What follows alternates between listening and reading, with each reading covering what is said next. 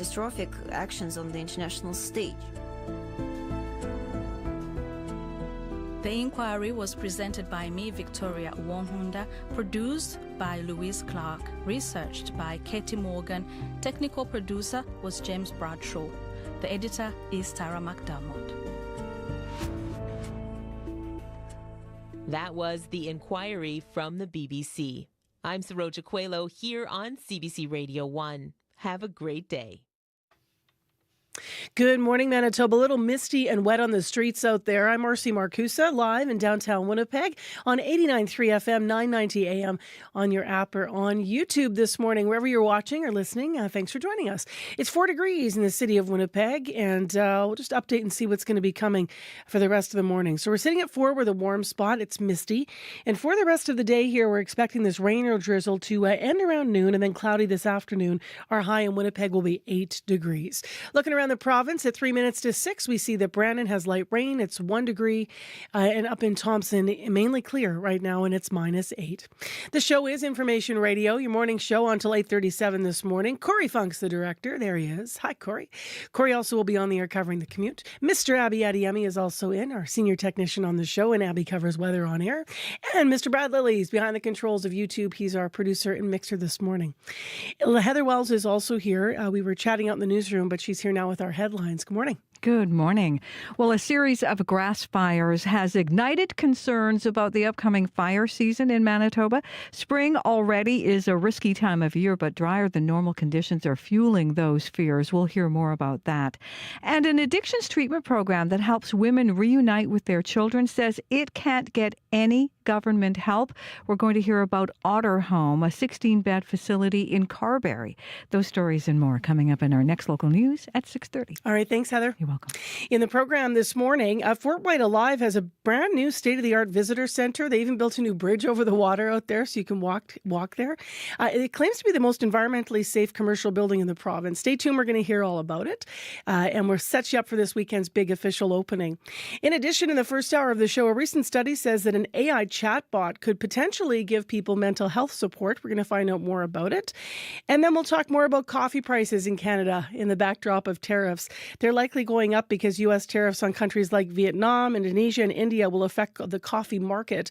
It's actually one of the first stories we did here locally with Black Pearl Coffee over on Dufferin Avenue in Winnipeg's North End.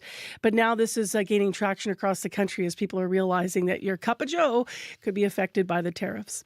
And later in the morning, we will have Mayor Scott Gillingham here for our monthly interview where we cover a variety of topics that have been in the news and we ask the mayor all about them. So that's coming up in hour 2. Stay with us. On Q with Tom Power. As a kid growing up in Nipissing, Ontario, Christian Allaire dreamed of being part of the glamorous world he saw in his mom's Vogue magazines. Now he's the fashion and style writer for Vogue. Christian will tell you about his new memoir, and realizing his Ojibwe identity is what made him cool. Don't try to blend in, try to stick out. That's coming up on Q, followed by Commotion with Elamine Abdel Mahmoud on CBC Radio 1, the CBC Listen app, and everywhere you get your podcasts. This is World Report. Good morning. I'm Marcia Young. Misinformation, disinformation, foreign influence. It can be difficult to separate fact from fiction in an election campaign, but there is an election task force working to protect your vote, and it has a key message. No Canadian should feel afraid to vote. Your vote is secret. That is not enough reassurance for a coalition of Canadian human rights groups. Let's bring in Janice McGregor from our Parliamentary Bureau. And Janice, these advocates wrote to all the major parties asking for their commitments on foreign interference. What did they find? The top issue for these activists is establishing a foreign influence registry, similar to how we track lobbyists who shape laws and opinions on behalf of corporations.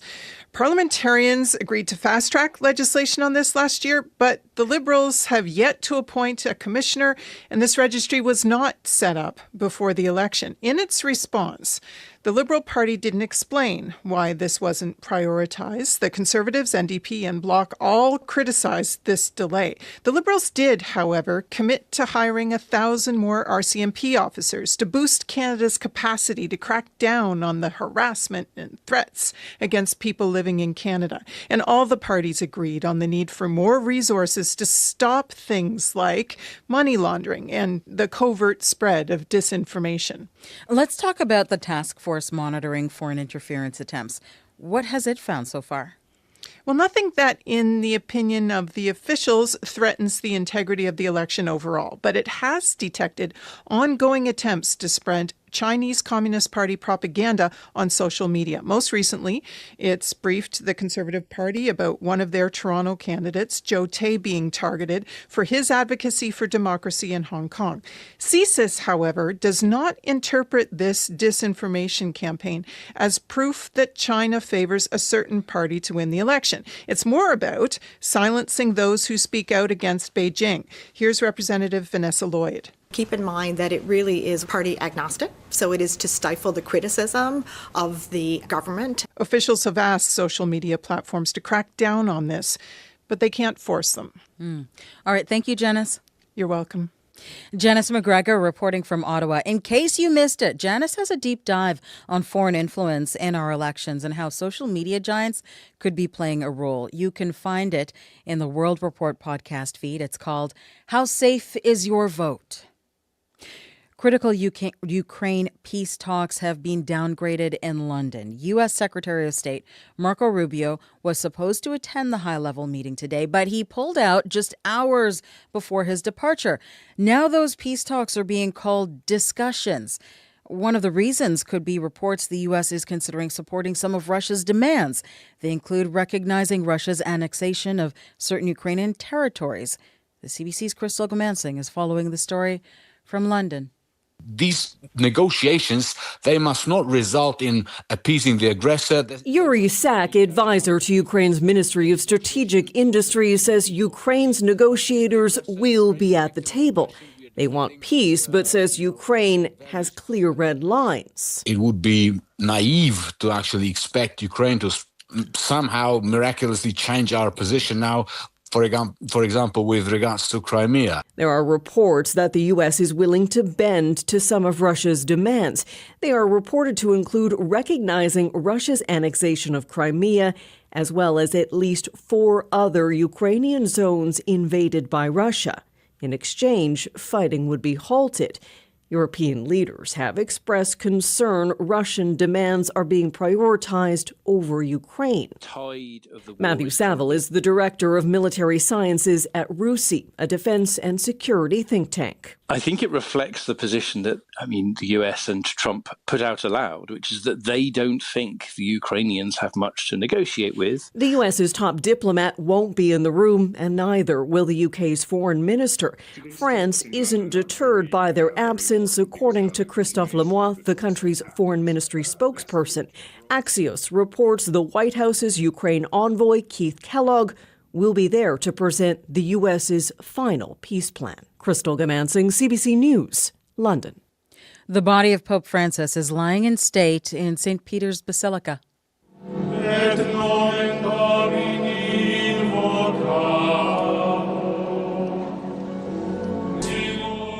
Bells tolled as his coffin was transferred from the Vatican Hotel where Francis lived. It was escorted by a procession of solemn cardinals and Swiss guards.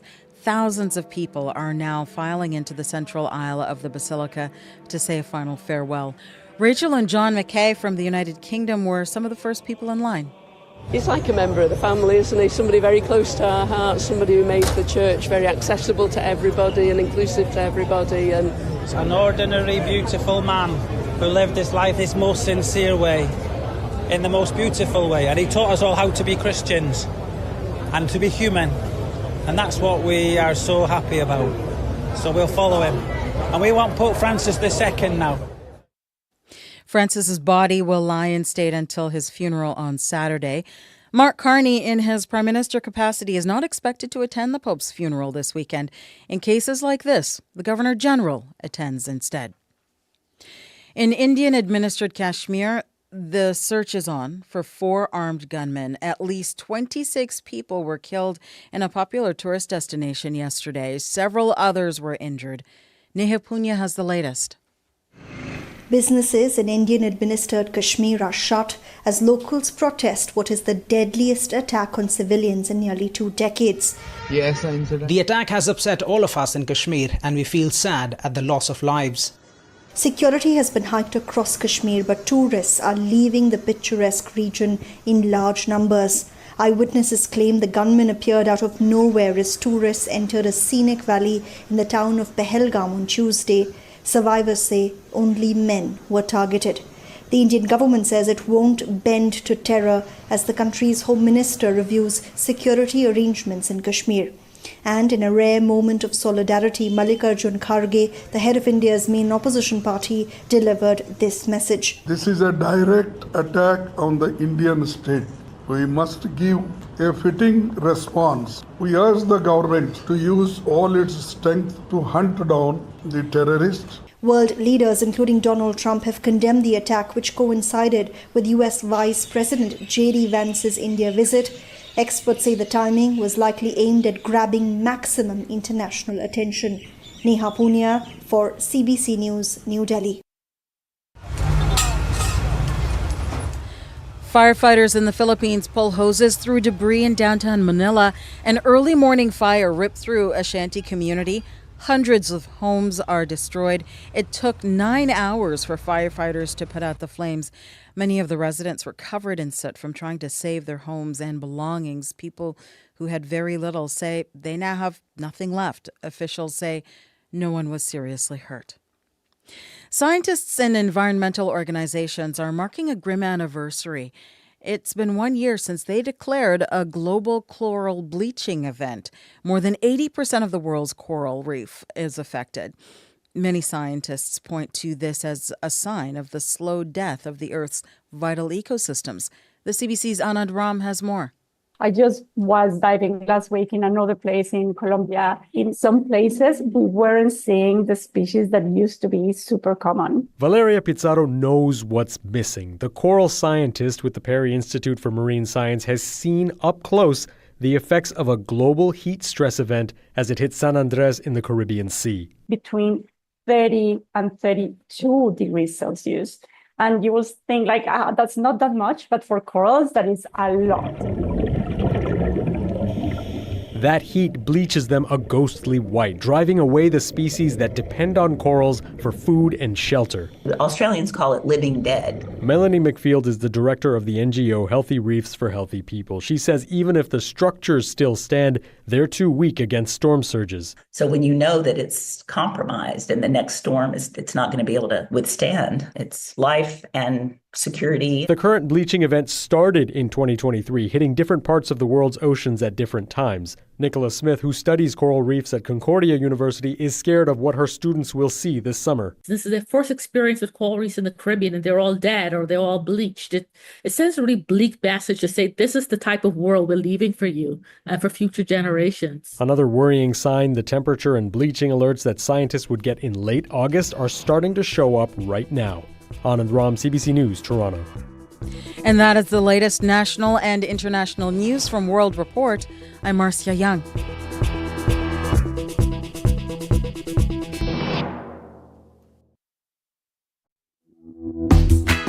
Good morning, Manitoba. I'm Marcy Marcusa. This is Information Radio. We're live in downtown Winnipeg on 89.3 FM, 990 AM, on the app and on YouTube. Thanks for joining us.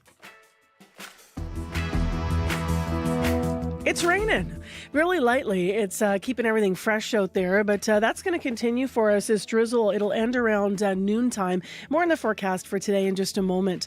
This hour on CBC, Fort Whyte Alive is about to officially open this weekend, a new state-of-the-art visitor center and a brand new bridge over the water there. They claim that the building is the most environmentally safe commercial building in the province. We're going to hear all about it. Also, AI chatbots are now helping with anxiety and depression. We're going to look at how the recent study that looked at how AI chatbots are being used to help people with their mental health. And we'll talk to someone about the concerns about that, but also the benefits. Stay tuned.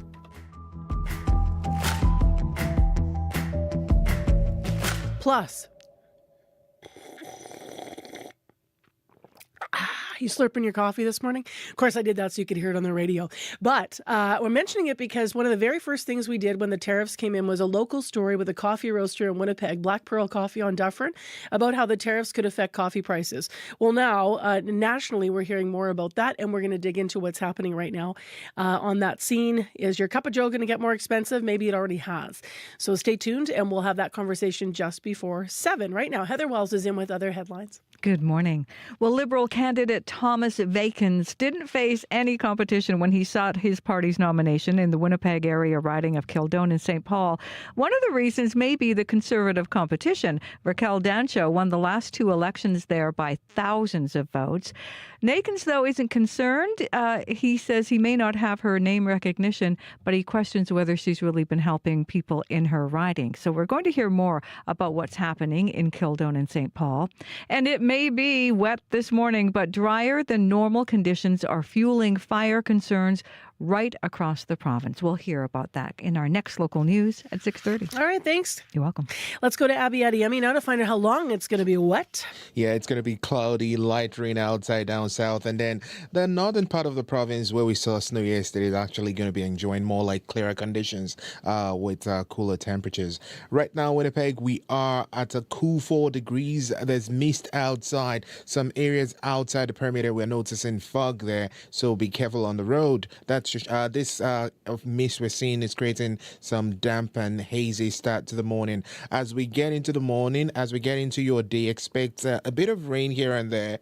That should ease by the midday period, with the sky still remaining mostly cloudy into the afternoon period. It gets breezy at times thanks to the winds coming from the northwest. Though a good idea to keep that light jacket handy. We warm up to about 8 degrees later. Then heading into the evening, we begin to see those cloudy conditions cleared, though the fog patches will develop over midnight again. Across the province, similar conditions we're seeing down south, and we're seeing clear skies up north. Winnipeg, 4 degrees at this time. Rain and mist in the play today, and it's going to be easing by midday. We warm up to 8 degrees today. All right, thanks, Abby. Thank you.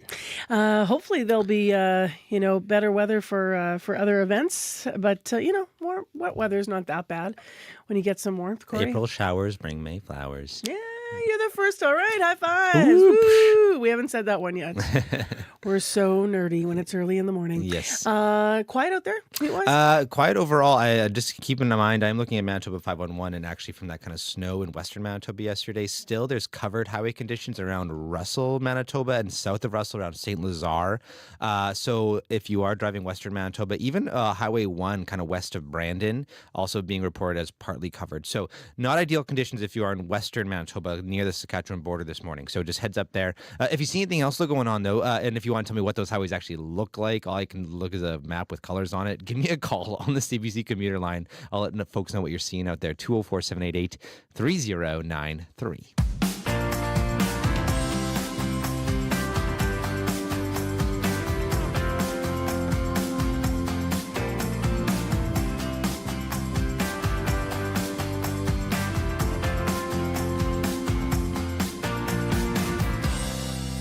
Well, it is Earth Week and we're celebrating, and so Fort Whyte Alive is also celebrating. Their grand opening is happening of their new visitor center. It's called Buffalo Crossing. It's 18,000 square feet. It's a 2-story building, and it's said to be, as I mentioned, the most environmentally safe commercial building in Manitoba. So it officially opens today.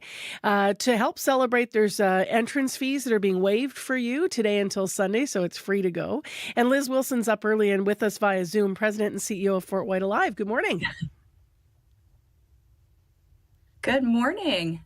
So how long has this been in the works? You must be very excited for today. Oh, incredibly excited. It kind of feels a little bit surreal. It's been on the drawing board for 10 or maybe 11 years in terms of the vision and the dream for this building to actually come to fruition. So we've been years on the design drawing board together with our PCL and Stantec team. And it's been 2.5 years in construction. I think we started in October of 2023, or 2022, pardon me. And yeah, today is our grand opening of the building. So we couldn't be more excited. Can you describe it to listeners first? I just described the size, but it's quite a beautiful building. It really leans into the landscape in a lovely way. It does. Thank you for saying that. Everything about this building was done incredibly thoughtfully. The shape of the building, it's actually triangular in shape. The way it's positioned on the property on our site, all of that was done with intention to be the most sustainable and energy efficient building in the province of Manitoba. So it is a beautiful building. It's got black metal cladding on the upper floor of the building, and it's got these beautiful windows that show incredible views of our lakes and our property at Fort Whyte Alive. But it's actually, being the most sustainable building, the inside is absolutely gorgeous. It's all made with sustainably harvested Douglas fir from Canada. So the whole building is this beautiful, warm wood that just feels like the building itself is alive. So it's absolutely a beautiful building. And being energy efficient, that's usually not something you say in the same sentence. Usually energy efficient means it's a little more of a form that is built just to be airtight and doesn't have a lot of windows. And we're just thrilled that the team was able to come up with this design. It's long and narrow, and then the end of it also is like a real curve, and then there's an outdoor viewing area. You built a new bridge over Muir Lake, is that right, as well? As part of this, people can walk over there? They sure can. Yeah, that was a feat in itself, too. We wanted a single span bridge that would go right across Muir Lake. And we did that so that all of our paddling and recreation activities that happen on the lake can still happen. So when you're in a canoe or a kayak at one of our paddling nights, or the kids at summer camp, you can actually go under the bridge in your boat as well. So the bridge is a pedestrian and cyclist bridge that links the building to the rest of our 7-kilometer trail system. So what's going to be happening inside the space, and what was the need for it? What's going to be happening inside the space is it's a new visitor entrance. So our main entrance is on McCreary, and that's the only vehicular entrance to our property.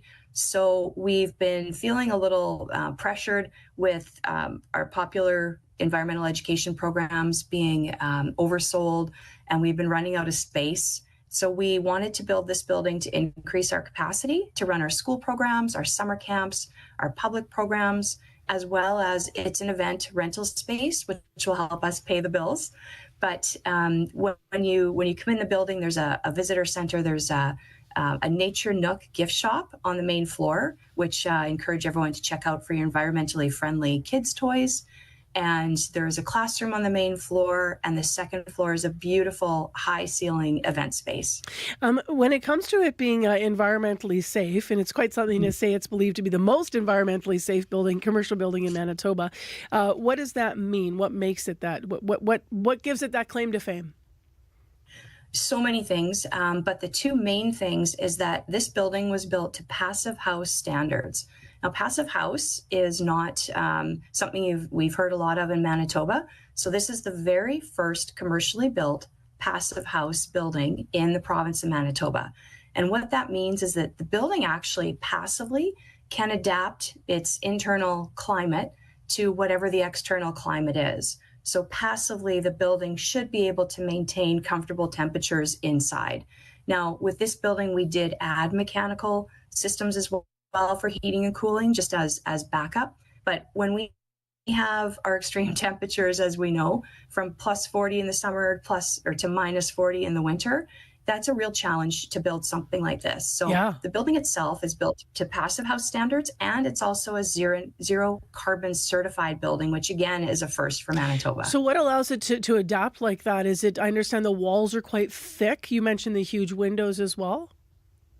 So the walls are incredibly thick. So there's a lot of extra insulation in the building, as well being made out of wood. So it's made out of mass timber. So the actual structure of the building isn't steel. It's made out of cross-laminated timber and mass timber for the whole structure of the building. Wood is a warmer product. It also doesn't transfer. It's called thermal bridges. Yeah. See, the things I'm learning about building construction. Yeah, because you hold a piece of steel and you hold a piece of wood. Like, think about it, right? Your wood's warm, your steel's cold. Exactly. Yeah. Exactly. So the building has incredibly thick walls. All of the doors and windows are highly, highly energy efficient glass and door structures as well. We have metal screens that actually will roll across over those big windows in the hot summer months to shield some of the gain from the sun, the heat that you would normally feel in a building. So every detail combines to make the building a whole system that is environmentally friendly and incredibly efficient. Including, sorry, go ahead. No, I was gonna actually wrap up and tell people what's happening this weekend because I'm mindful of our time. Sure. But I apologize because I interjected there. Thank you very much, Liz. I know that there's also a bus stop in front of the property. That's huge for people to know. I know CBC Manitoba is going to be on site from 11 to 2. We have a photo booth and giveaways, and there's all these guided hikes, outdoor activities you guys have planned there for the weekend. Where can people go if they want more information about this weekend's events? To our website, fortwhyte.org. And yes, with Earth Day celebrations this weekend, we're excited to welcome everybody to Buffalo Crossing, our new building. Transit access is huge for us for community accessibility. Thank you so much, Liz. Appreciate your time today. Congratulations. Thank you. Thank you so much. That's Liz Wilson. She's president and CEO of Whyte Alive. So Whyte Alive will celebrate the grand opening of their new visitor center for Earth Week. Admission is free today, by the way. Today's the big day for the unveil. Until April 27th, though, admission is free. You can read more online, as Liz mentioned. And CBC will be there today from 11 to 2.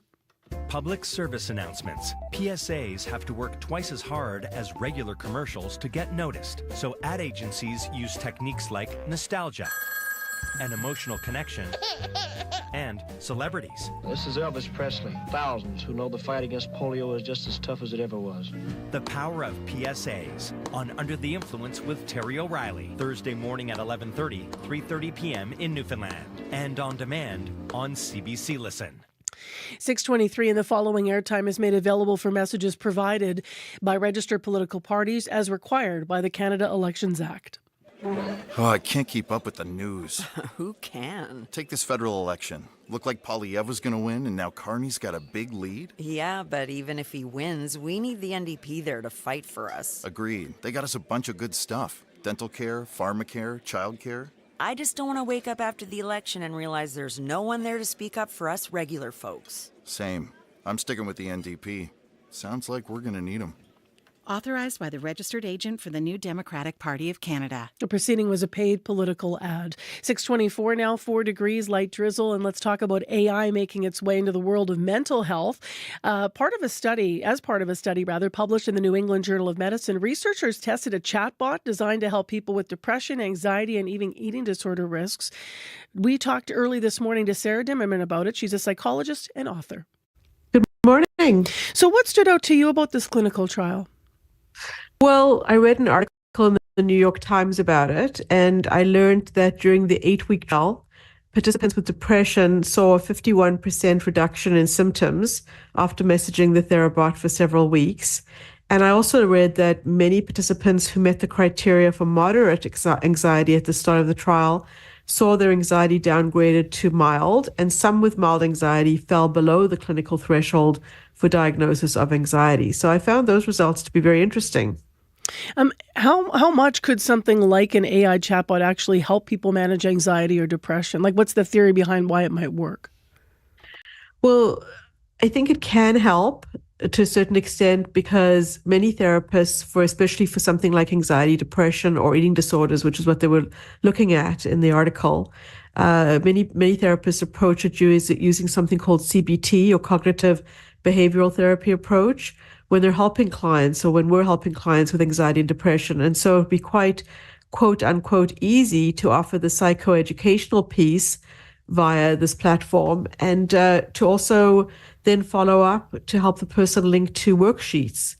And so I think it can help, but I'd like to stress that no matter how well trained an AI bot is to respond as a therapist might, it can't pick up on the nuance in a person's tone, their body language, and would not be able to read between the lines in regards to understanding more complicated family dynamics in order to dig a little bit deeper or to tailor it specifically for that person.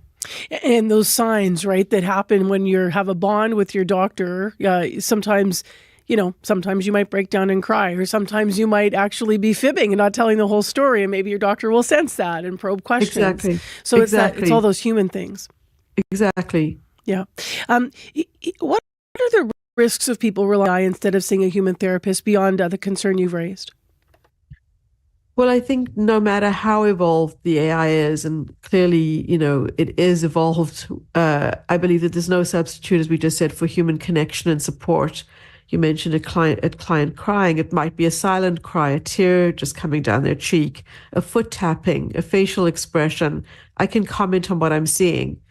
And also, I think it's just dangerous for people to turn to a therabot 24/7 because I think people can develop an over-reliance on it or a dependence on it rather than maybe getting help once a week with a therapist and then trying to work things out on their own in between time. Otherwise, as I said, it's too easy to just turn to a therabot, every 5 minutes type of thing. Do you see this as a tool that could help fill the gap that we've so often reported on where mental health care is not accessible? Yeah, for now, this specific platform, there are others like it, but this one is free. So I think that people who can't access mental health as a result of finances, this would benefit them. I don't think that the mobility is an issue because people can access online therapy very easily these days. So I think it's more about the cost. So I think it can. Also, the one good thing about this, well, there's several good things, but one better thing is that therapists work hard at not having any bias. And so computer doesn't have, or a bot doesn't have personal opinions. So you remove that. So that's a good thing. But you also have to be concerned, about confidentiality, even though if you go to the site, it says that, everything is very securely encrypted and it's safe to be able to share information. But we don't really know, where the information is being stored, how they're using what you say to train the robot to be even more effective as a so-called therapist. But I think, the therabot implies that it's a therapist in a robot form. And I'm a little bit wary of that because I don't think that a robot, even though it can be trained to mimic how a therapist would respond in terms of active listening, reflection, acknowledgement, support, I think that it's limited. I think that it can offer the psychoeducational piece and it can offer the worksheets and it can help somebody feel supported just by the way that it responds. But I don't think it's a replacement, and maybe used in complement too. Would you use it in complement to your work, or is the technology still a bit young in the research on it? Would I? Good question. I think that if I could see that it was, that I would have to do a little bit more investigation into that platform specifically. I've used ChatGPT quite extensively myself, and I think that it can be helpful. So in the same way that I might suggest that a client, go on ChatGPT to look for information about things, or I might go on to look for resource information myself. So I think that I might use it and then maybe give my clients the information, because the benefit of it can search everywhere on the web to see what's available. But I'd be very cautious. I wouldn't say, and if I'm not available this week, you can always go to the therabot and speak to it. Got it. I'm undecided. I'm on the fence as of now. I love what you said, though, talking about the research, though, and where it can help in searching the materials that you might offer your client anyway. Yeah, I think direction or resources would be helpful as a start to complement, but I wouldn't see it as a good substitute for the emotional sharing feelings and, getting direction in that regard. Appreciate the conversation today. Thank you so much. My pleasure. Take care. Just an author talking about AI chatbots for mental health. We spoke with her this morning at 6 o'clock. Your time right now is 6:30, and your CBC Winnipeg News is next. This is CBC News. Good morning. I'm Heather Wells in Winnipeg, a wet Winnipeg this morning. Right now, we've got drizzle. It is 4 degrees. After the drizzle and showers end around noon today, we'll be left with a cloudy, cool one, a high today of 8. Well, it was dry before this rain, and it still will be after. And the dry conditions are fueling fire concerns. On Sunday alone, 3 grass fires broke out in and around Winnipeg. A seasonal forecast from Environment and Climate Change Canada suggests it is going to be warm and dry right through June in most of southern Manitoba. Meteorologist Natalie Hazel says if that holds, the fire risk could get worse. The conditions that are coming are more prone to exacerbate the wildland fire risk. A fire severity forecast from Natural Resources Canada shows an average rating across Manitoba next month, but by August, things are predicted to get worse with either an above average or well above average fire season for much of Manitoba. Conservative candidate Raquel Dancho has won 2 elections in the Winnipeg area riding of Kildone and St. Paul. In both of those elections, she won by thousands of votes. In this election, math suggests the victory may not be as easy. Polls suggest the nationwide popularity of the Liberal Party is running higher now than it did Election Day 2015. That's when the Liberals won that seat, Kildone and St. Paul. Dancho says she's not concerned based on what she hears at the door. There is an overwhelming desire to see a change of government, and that's evident in that we've had really a lost decade under the Liberal government of economic stagnation and actually a decline in the standard of living. 3 other candidates are running in Kildone and St. Paul: Liberal Thomas Vakens, the NDP's Emily Clark, and Eric Holmes of the People's Party. With less than a week left in the federal election campaign, it is clear the 3 main party leaders are in agreement when it comes to one specific issue: Canada's defense spending. We have to continue to increase our spending on Canadian security and military. To rebuild our military so that we are a truly sovereign and strong nation. What Donald Trump has done is really changed our relationship forever. It can no longer be that we are so vulnerable or so dependent. Mark Carney, Pierre Poilievre, and Jagmeet Singh all saying in the era of Donald Trump, Canadian national security is now a top priority. Well, diplomats from Britain, the EU, and the United States, as well as Ukraine, are meeting in London today to work on a peace deal between Moscow and Kyiv.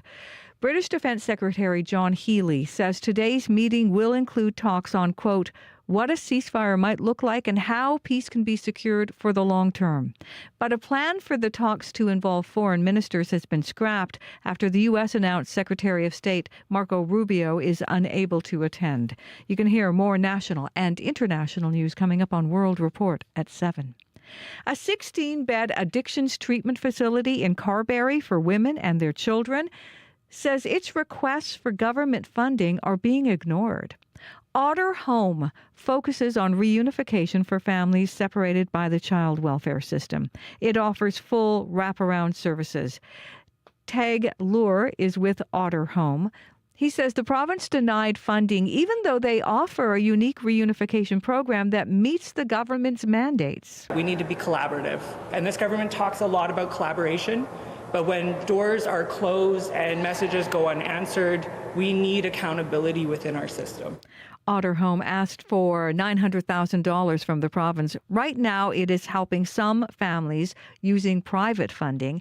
It says more people could be part of their program if they had subsidies or other government funding. Developer Andrew Marquis plans to ask the Supreme Court of Canada to consider his case against the city of Winnipeg. The Manitoba Court of King's Bench ruled in 2023 2 city planners slowed the development of Fulton Grove. That is a 1,900-unit residential development planned for the former Parker lands in Fort Garry. King's Bench awarded Marquis $5 million. The city appealed. Last week, the Manitoba Court of Appeal ruled the lower court judge erred in deciding the planners deliberately stalled the Fulton Grove project. The body of Pope Francis is now lying in state at St. Peter's Basilica.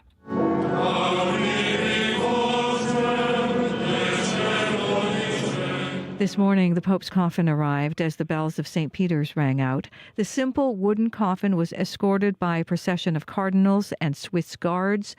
Pope Francis died Monday at the age of 88. Starting today, the public can line up to pay their respects, and the funeral for Pope Francis will be held Saturday morning. You can find more news updated throughout the day. All you have to do is head to cbc.ca/Manitoba. It's coming down pretty good now through the, I got the blinds up here in our studio, Heather. So that rain's really kind of, people have wipers on at least in the downtown. More than a hard mist? Yeah, more than a hard mist. Perfect. Let's find out how long it's going to last. It's time for our regional forecast here on CBC at 6:36 a.m. Here's Abby Adiemi. Good morning. It's going to be a damp and cloudy one in the southern part of the province for sure, but it's cooler in the northern regions. We're going to see sunny conditions in that part, and it even improves as the day goes on. A quick look across the regions now. Right now in Winnipeg, cool 4 degrees.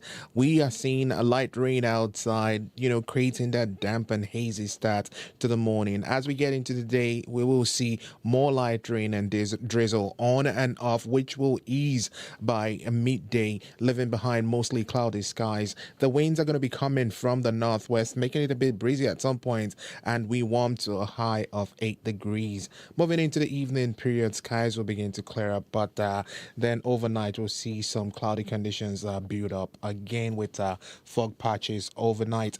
Similar conditions we're seeing in the Pembina Valley region at this time, from Morden all the way down to Maurice and down to the U.S. border. Cloudy conditions, we have 2 degrees to start, some morning drizzle fading in and out. The rest of the day stays mostly cloudy with mild northwest winds. Highs will be also similar to Winnipeg, close to 8 degrees.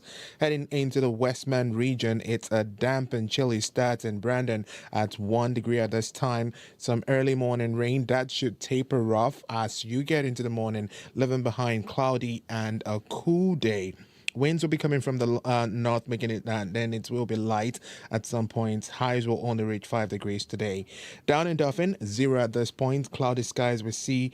We saw snow there yesterday. Some light snow still this morning. That should end, and the rest of the day looks kind of brighter with clear skies heading your way, warming up to 9 degrees for folks in the Parkland region. Gimli, good morning. You are currently at 3 degrees, cloudy skies. You will see some light rain or drizzle through the morning, then cloudy conditions in the afternoon. Winds will be coming from the northwest, which will feel mild, and then you warm up to 10 degrees. Traveling into the northern region in the powerful influence surrounding areas, we're seeing temperatures around -5, -6. Clear skies we have a mix of sun and clouds in play for you today. Winds will stay light out from the north, and then you warm up to 10 degrees by this afternoon. Thompson, -8 and clear. Expect a mix of sun and clouds too, warming up to high degrees. And further north in Churchill, we're looking at cloudy skies. It's going to stay cloudy throughout the day, -9 at this point. High will only get to 2 degrees with that wind coming from the south. It gets breezy this afternoon, then it calms later. In summary, down south, it's going to be damp and cloudy, Mercy, and then it improves in the afternoon. All right, thanks, Abby. Thank you.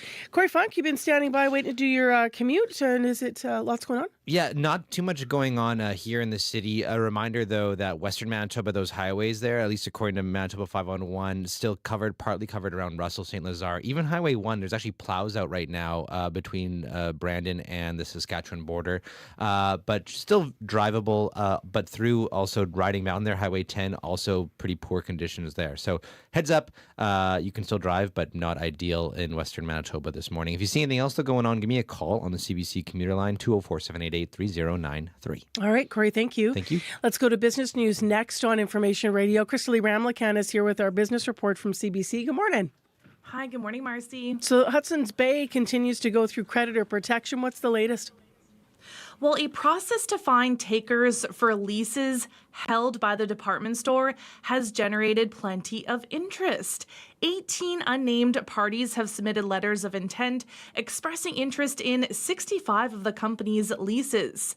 So this news offers a window into how Hudson's Bay is faring as it looks to drum up interest in the expansive properties it occupies in some of the country's busiest shopping districts. So the company is making leases available rather than real estate because, well, it actually sold off many of its properties years ago. So roughly 100 leases were available, and some potential lease takers are also interested in other assets being offered as part of a separate sales process. So the company's intellectual property and trademarks, such as its famed stripes, are expected to be up for grabs. And the store closures have also left brands in search of new homes, of course.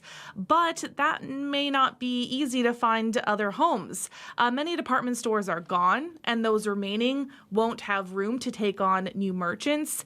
And discount retailers such as Walmart are left, but businesses won't get as much for their products if they go with budget stores. Let's go to another story. The latest Tesla results came out after the markets closed yesterday, and they're not looking good, right? Yeah, that's right. So the company reported a big drop in first quarter profit.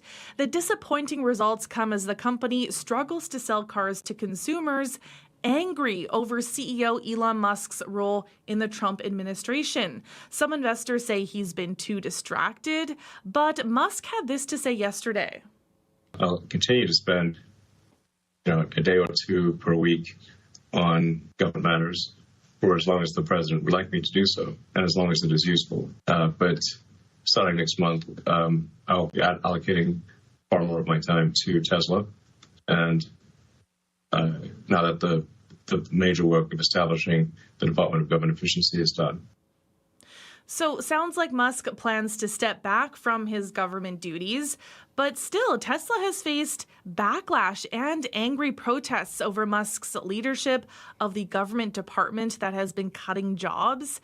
Tesla's quarterly profits fell by 71%. That's far below analyst estimates. Revenue also fell 9%, and the company's stock has fallen more than 40% this year. Now, the company that once dominated EVs is also facing fierce competition for the first time. Earlier this year, Chinese EV maker BYD announced it had developed an electric battery charging system that can fully power up a vehicle within minutes. And European rivals have also begun offering new models with advanced technology. And we continue to check on how Canadian snowbirds are reacting to all of the uncertainty with Trump and the trade war. We had two couples on, one from Florida and another from Arizona here. They're Manitobans. They both sold their properties. What are you hearing otherwise? Yeah, hearing a lot of a similar thing. So the number of snowbirds planning to sell their second homes in places such as Florida and Arizona has surged this spring. Many of them are put off by the sudden chill that has blanketed relations between their homeland and the U.S. Real estate agents say they're seeing more Canadians cashing out, further softening property prices in those warm weather states that have long attracted retirees and tourists. So Canadians spent close to $6 billion US on real estate south of the border from April of 2023 to March of last year, making up 13% of all foreign transactions, more than any other nationality. But Canadians are feeling stung by the actions and words of the Trump administration, which, as we know, has imposed tariffs on Canada, threatening the economy of the country. What are the markets telling us today? What do the numbers look like? Now, in Europe, markets are opening higher as Trump is hinting at de-escalating the trade war with China. So Germany, the UK, and France are all up. In Asia, markets are climbing on hopes of de-escalation in U.S. China tensions. So Japan is up, Shanghai is down, Hong Kong is up. Oil is up 60 cents to 64.27 US per barrel. Gold is down 42.90 to $3,336.80 US per ounce. And the dollar is up 0.03 of a cent to 72.4 cents US. All right, Crystal, we'll talk to you tomorrow. Okay, thanks, Marcy. Live on CBC with Business News, that's Crystal Ramlichan.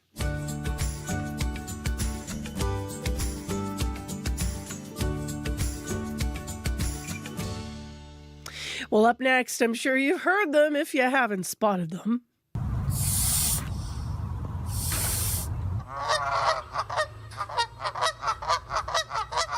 Canadian geese are back. They're crossing our highways. Yeah, they're hissing at us sometimes, and they're honking away. They actually can be quite aggressive. Urban wildlife expert Colleen Cassidy St. Clair teaches biological sciences at the University of Alberta.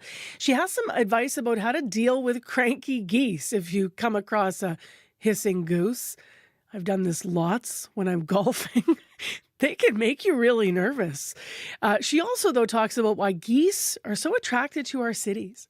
Geese would be among the species that we call urban exploiters, meaning that they reach really high densities in urban areas, sometimes actually even higher densities than the surrounding area.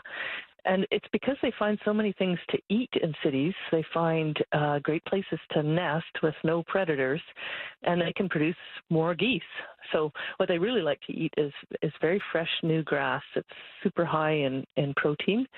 That's not easy to find in the early spring, but mowed grass that's treated with fertilizer through part of the year is very tasty and very nutritious. So they like that. And if that's in combination with water bodies like city parks, they like that even better because that's good escape habitat for their young once they hatch. So it's a combination of abundant food and the lack of predators that really attracts them to cities. They're good parents, I guess, is what makes them aggressive. So male geese in particular are defending their mates. They're quite monogamous. They mate for their whole lives unless one member of the pair dies or unless they fail to raise young repeatedly. That would be cause for goose divorce as well. But otherwise, they really stand by their mates, and the males defend the female from would-be predators or competitors as she's getting ready to choose a nest site where she'll lay her eggs, and then they become even more defensive when the eggs are laid, and even more defensive still when there are little goslings running around, which isn't for a very long time because geese are hatched in a state that's known as precocial, just meaning that they are ready to walk around soon after they're hatched, and they can swim not long after that. So if they can hatch near a water body, they can make their way to that water body and protect themselves to some degree from predators.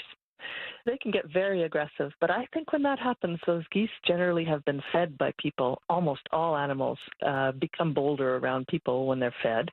They associate people with food, and then they start to sort of extort other people for food. That might be what's going on in some of these viral videos.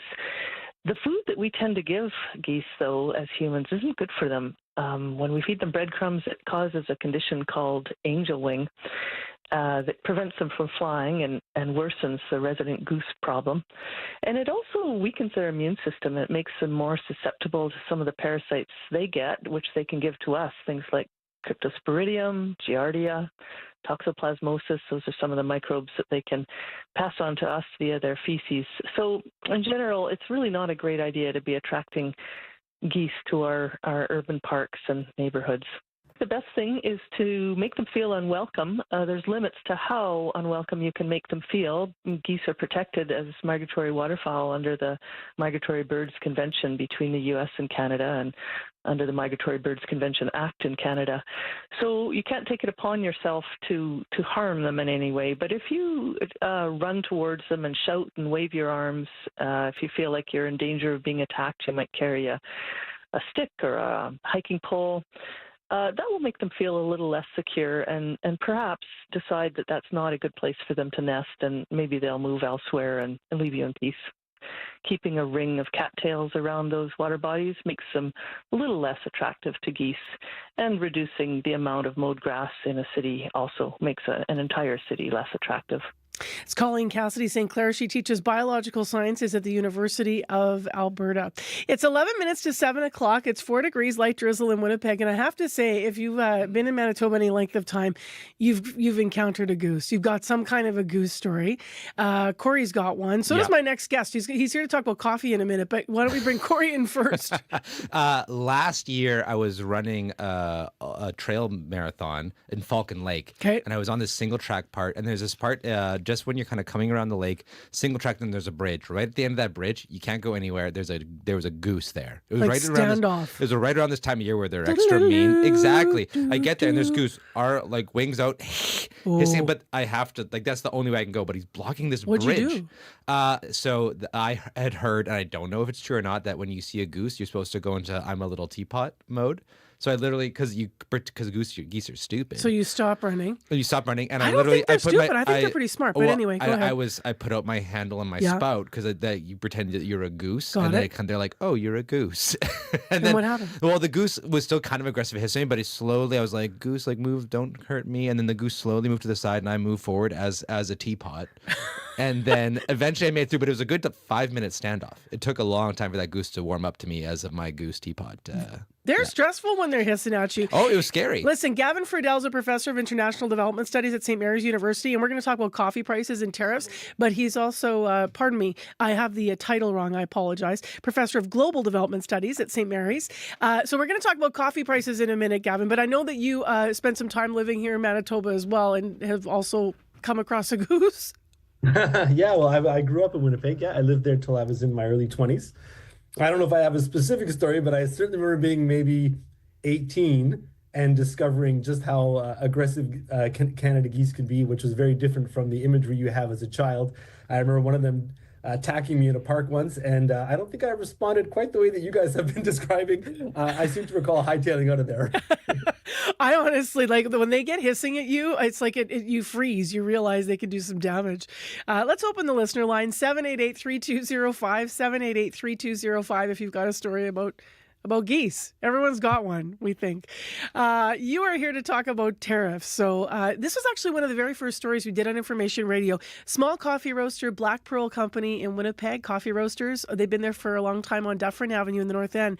And he was raising, Travis Boyd there was raising, that we could actually start spending more for coffee because of tariffs. Now, this has just only continued to grow. What can you tell us about how that works? How do tariffs potentially affect coffee prices? Right. Well, I think the most important thing at the beginning is to say that coffee prices are super high right now, but it's not necessarily because of tariffs. So I think the tariffs are going to contribute to that and make the prices higher. And I think we're already seeing some initial signs. But the reality is that prices right now are the highest they've been in over 50 years globally. And that's because of a drought in Brazil and dry conditions in Vietnam, sort of things that are common to the coffee industry. And they've been driving up prices. So we're already, this year, coffee prices are much higher than they were last year. So, the tariffs now are going to contribute to that. But it's tricky. So Canada doesn't have tariffs on coffee coming from the US. So what we really need to look at is the US's tariffs, and not on Canada, but on the coffee producing countries. So right now, the US has 10% tariffs on Brazil, Colombia, Vietnam, major coffee producing countries. And they could go higher, especially with Vietnam, depending on what the US negotiates. So that's really where the tariffs are going to come in. And if they drive up prices in the US, we are integrated with the American economy in coffee as in anything else, and it's going to drive up prices here. So this is roasters that might buy their beans through that U.S. market and from those other countries then that may be affected. Can Canadian roasters buy beans straight from farmers? What's the reality of that? Right. So yes and no. So you can buy direct and have them shipped to Canada. So the complicated thing there is that, the big companies, they have their integrated supply chains. They might have their roaster in the US, and that's a very expensive operation for them, right? But even the smaller companies, they have to often, so I'll give you an example. I know of one company that has 23 coffee roasters as a group. They buy their coffee because they buy it in bulk. But half those companies are Canadian, half are American. Most of the coffee comes to the US, and then it gets distributed from there. So those are very complicated relationships to sort of unpack yourself from when you've built up these partnerships over many, many years. But in terms of buying direct from the farmer then, that also becomes complicated because you might go to your local coffee store today and see that they have beans from Colombia, Brazil, Uganda, Ethiopia. So every one of those is a different shipment from dozens of partners across the world. The coffee shop might know a lot of those farmers, but they might only be buying a small amount of their coffee. So for every one of those shipments, the coffee companies have to build partnerships if they're smaller. I'll give you an example, is that one container of coffee, you have to have 40,000 pounds of coffee to fill it. So, they all have to work together, and it ends up becoming very complicated logistics and supply chains, coffee shipped here, stored there, and then distributed. So it can be done. It can be done by working only with Canadian partners, but it really requires unpacking our existing economic relationships, which is, I think, what's happening in all industries right now in Canada. Mm-hmm. This is always a silly question, but I always ask it just in case you have something we don't. How long will the higher prices last? Yeah, well, it's funny in a way. Yeah, I don't love to make predictions because I think it's hard to make the call, especially with global trade conditions the way they are these days. But what I would say is that the indications are suggesting we have to brace ourselves for higher prices ahead. both in the coffee industry and in the global trade industry, or world, sorry. So what I would say is people need to have strategies for that. I would say if you're on a limited budget, one argument is that people do is they start brewing more at home and say taking that coffee to work with them. But the other strategy, maybe the flip side of that, is to remember that there are local coffee companies, Canadian ones, if you're going to talk about buy Canadian.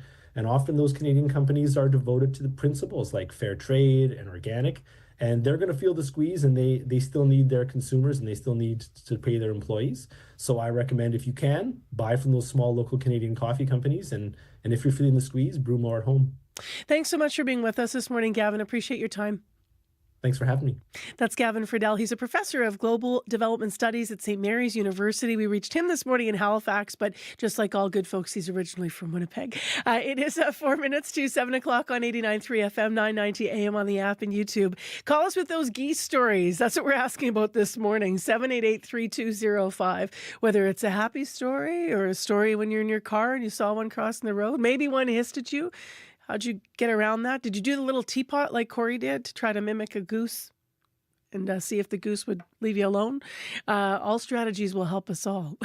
788-3205. Okay, let's turn to more serious matters. Heather Wells is here live. She's in our CBC Manitoba News Centre this morning, and she has your day's news headlines, and maybe a bit early, so I'm just going to see if Heather's there. You are there. Hi.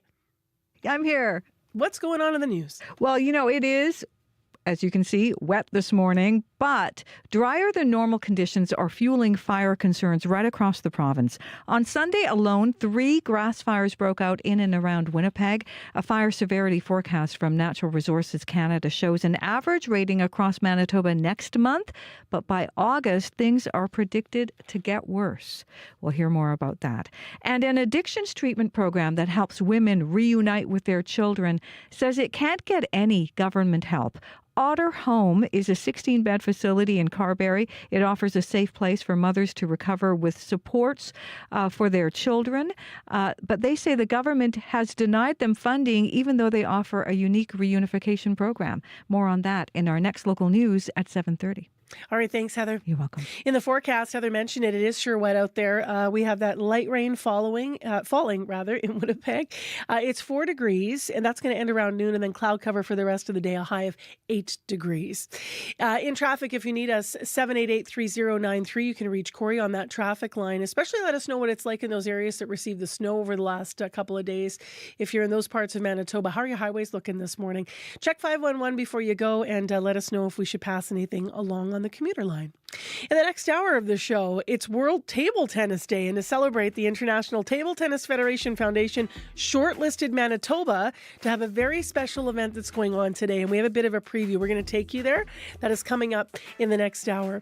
Also in the next hour of the show, have you fallen into the trend and tried using AI to create an action figure version of yourself on social media?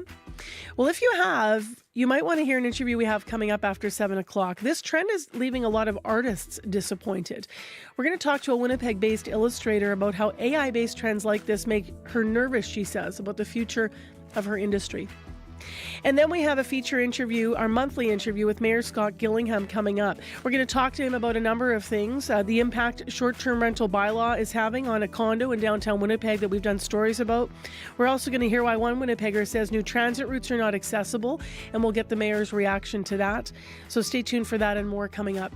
Right now, though, it's 1 minute to 7 and time for World Report, the latest in national and international news on CBC. Stay with us.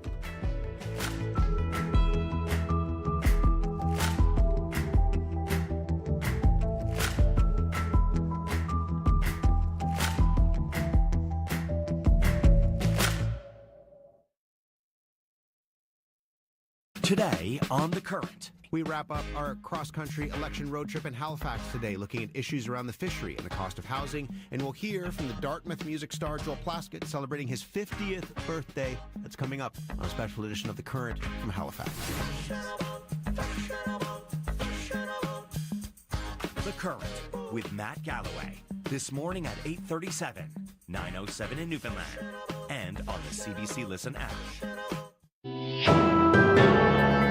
This is World Report.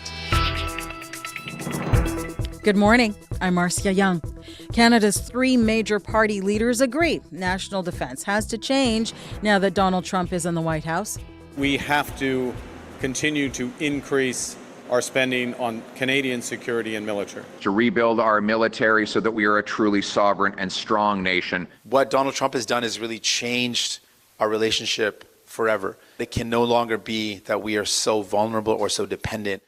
Mark Carney, Pierre Poilievre, and Jagmeet Singh have all outlined their vision for national defense. Now a trio of national security and military experts are weighing in on the issue. As Murray Brewster tells us, the experts say the party leaders are missing something fundamental. I think there's far more similarity than there is difference. Defense expert Dave Perry, who says Canadians can be forgiven for not being able to distinguish which party promised what. The Liberals and the Conservatives, even the NDP, are promising greater presence in the Arctic. And the parties all agree Canada must spend 2% of its GDP on defense. Canadians need to be aware that we have landed on actually living up to the set of commitments we promised to make and deliver on 11 years ago, just as our allies move on to a new set of commitments. The upcoming NATO summit will likely see the benchmark raised to 3% or more of GDP. In terms of specifics, the Liberals and Conservatives appear to be trying to outdo each other on points they agree on. How many Arctic bases are needed? How quickly to buy airborne early warning surveillance planes? Michael Byers, a geopolitics expert at UBC, says the parties are debating details while missing the bigger picture. The question instead is, what does Canada need to defend itself, especially in the absence of a reliable ally to the south? Another defense expert, Rob Hubert, says federal leaders spend almost no time addressing that important question, despite saying the U.S. is no longer reliable. Neither of the parties really want to address it in any serious context. Each of the experts say political will is needed to turn the promises into reality, and how much of that there will be in the midst of a trade war remains to be seen. Murray Brewster, CBC News, Ottawa. We will hear more today about the party's platforms and the points in them. Green Party co-leader Elizabeth May is going to outline some of her economic proposals, including the introduction of a wealth tax and a financial transaction tax. As for the Conservative leader, some people have said that Mr. Carney's spending is even more irresponsible than that of Mr. Trudeau's. Pierre Poilievre is defending his newly released party platform. He is starting his day in Hamilton, Ontario, before heading to Trenton and for a rally there. NDP leader Jagmeet Singh is spending his day campaigning in Edmonton. Liberal leader Mark Carney is looking to make gains in Quebec when voters go to the polls next week. He took his campaign to that province yesterday and stopped near ridings currently held by the Bloc Québécois. Tom Perry has the details. Bonsoir tout le monde! Mark Carney in front of a packed ballroom in a Montreal suburb, decked out in a Montreal Canadiens jersey, pledging yet again to go on offense against U.S. tariffs and U.S. President Donald Trump. What we need is a leader and a party that can stand up to him. Trump has Quebecers just as spooked as people in the rest of Canada, and Conservative leader Pierre Poilievre isn't very popular here. That's left the Bloc Québécois in a tough spot, as voters look to stop the Conservatives by backing a Liberal candidate many perceive as their best bet against Trump. Bloc leader Yves-François Blanchet hopes Carney's poll numbers have Bloc voters feeling more comfortable about returning to the fold. And now they say, okay, Mr. Poilievre won't be prime minister, so we may come back to safeguards for our interests. Carney's message to Quebecers is that he's the one to defend their interests, especially in talks with the U.S. president, reminding them he has to do that from a position of strength. The issue is having as strong a mandate as possible for those negotiations. Only the federal government can make those protections in these negotiations. The Liberals hoping that's a winning message here in Quebec and across the country as the campaign winds down. Tom Perry, CBC News, Montreal. And there's some analysis of the federal leaders on our main page at cbcnews.ca, the most read story right now. We want justice! We want justice! We want justice! Protesters are on the streets of Indian-administered Kashmir. They are angry at the death of at least 26 people killed at a tourist destination. More than 17 others were injured yesterday. Gunmen fired into a crowd of tourists. Officials say it was a terror attack. Police are blaming militants they say are against Indian rule. The search is on now for 4 male suspects. Kashmir has long been a disputed region between India and Pakistan. Today, protesters chanted anti-Pakistan slogans as they staged demonstrations alongside members of India's political parties. Thousands of mourners are at the Vatican to pay their respects to Pope Francis. His coffin was brought to St. Peter's Basilica this morning. The Pope's body will lie in state there for the next 3 days. Megan Williams has more.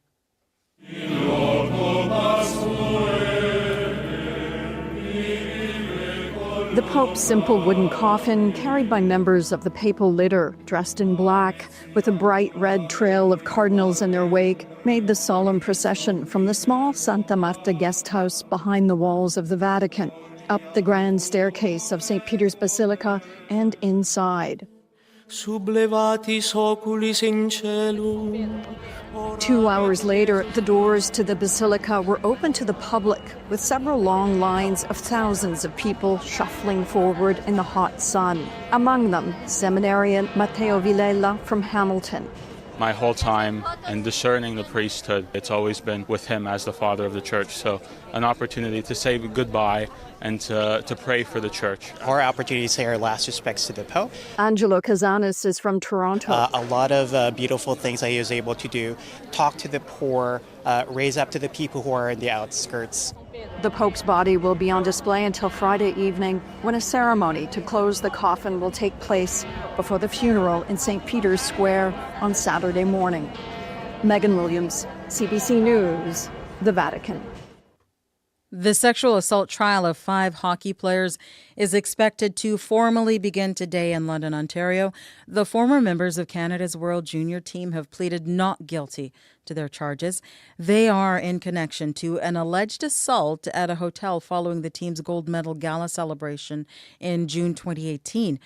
A jury has been selected. 14 jurors and 2 alternates, mostly women, were chosen yesterday. The trial is expected to last 8 weeks.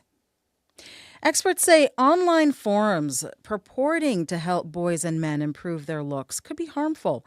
They are called looks-maxing websites, and they allow people to get personalized tips on how to look more attractive. A new study from Halifax's Dalhousie University finds the online critiques can be excessive, and the remedies can be even more extreme. The CBC's Francis Willick reports. Chew gum all day, and it's going to give you that more prominent, wide jaw structure. Looks-maxing influencers on YouTube, Instagram, and TikTok are full of advice on how to look better, stronger, more masculine. On another corner of the internet, tens of thousands of boys and men are uploading their photos, getting rated, and being told how to fix their perceived shortcomings. The feedback they get is brutal. And many men are told that they're subhumans, ogres. No woman would ever look at them. That's really Michael Halpin. He's a professor at Dalhousie University and the lead author of a new study about looks-maxing forums. He says members encourage each other to get surgeries and bone smash, which is hitting the face, sometimes with a hammer, in the hope the bone will become more pronounced.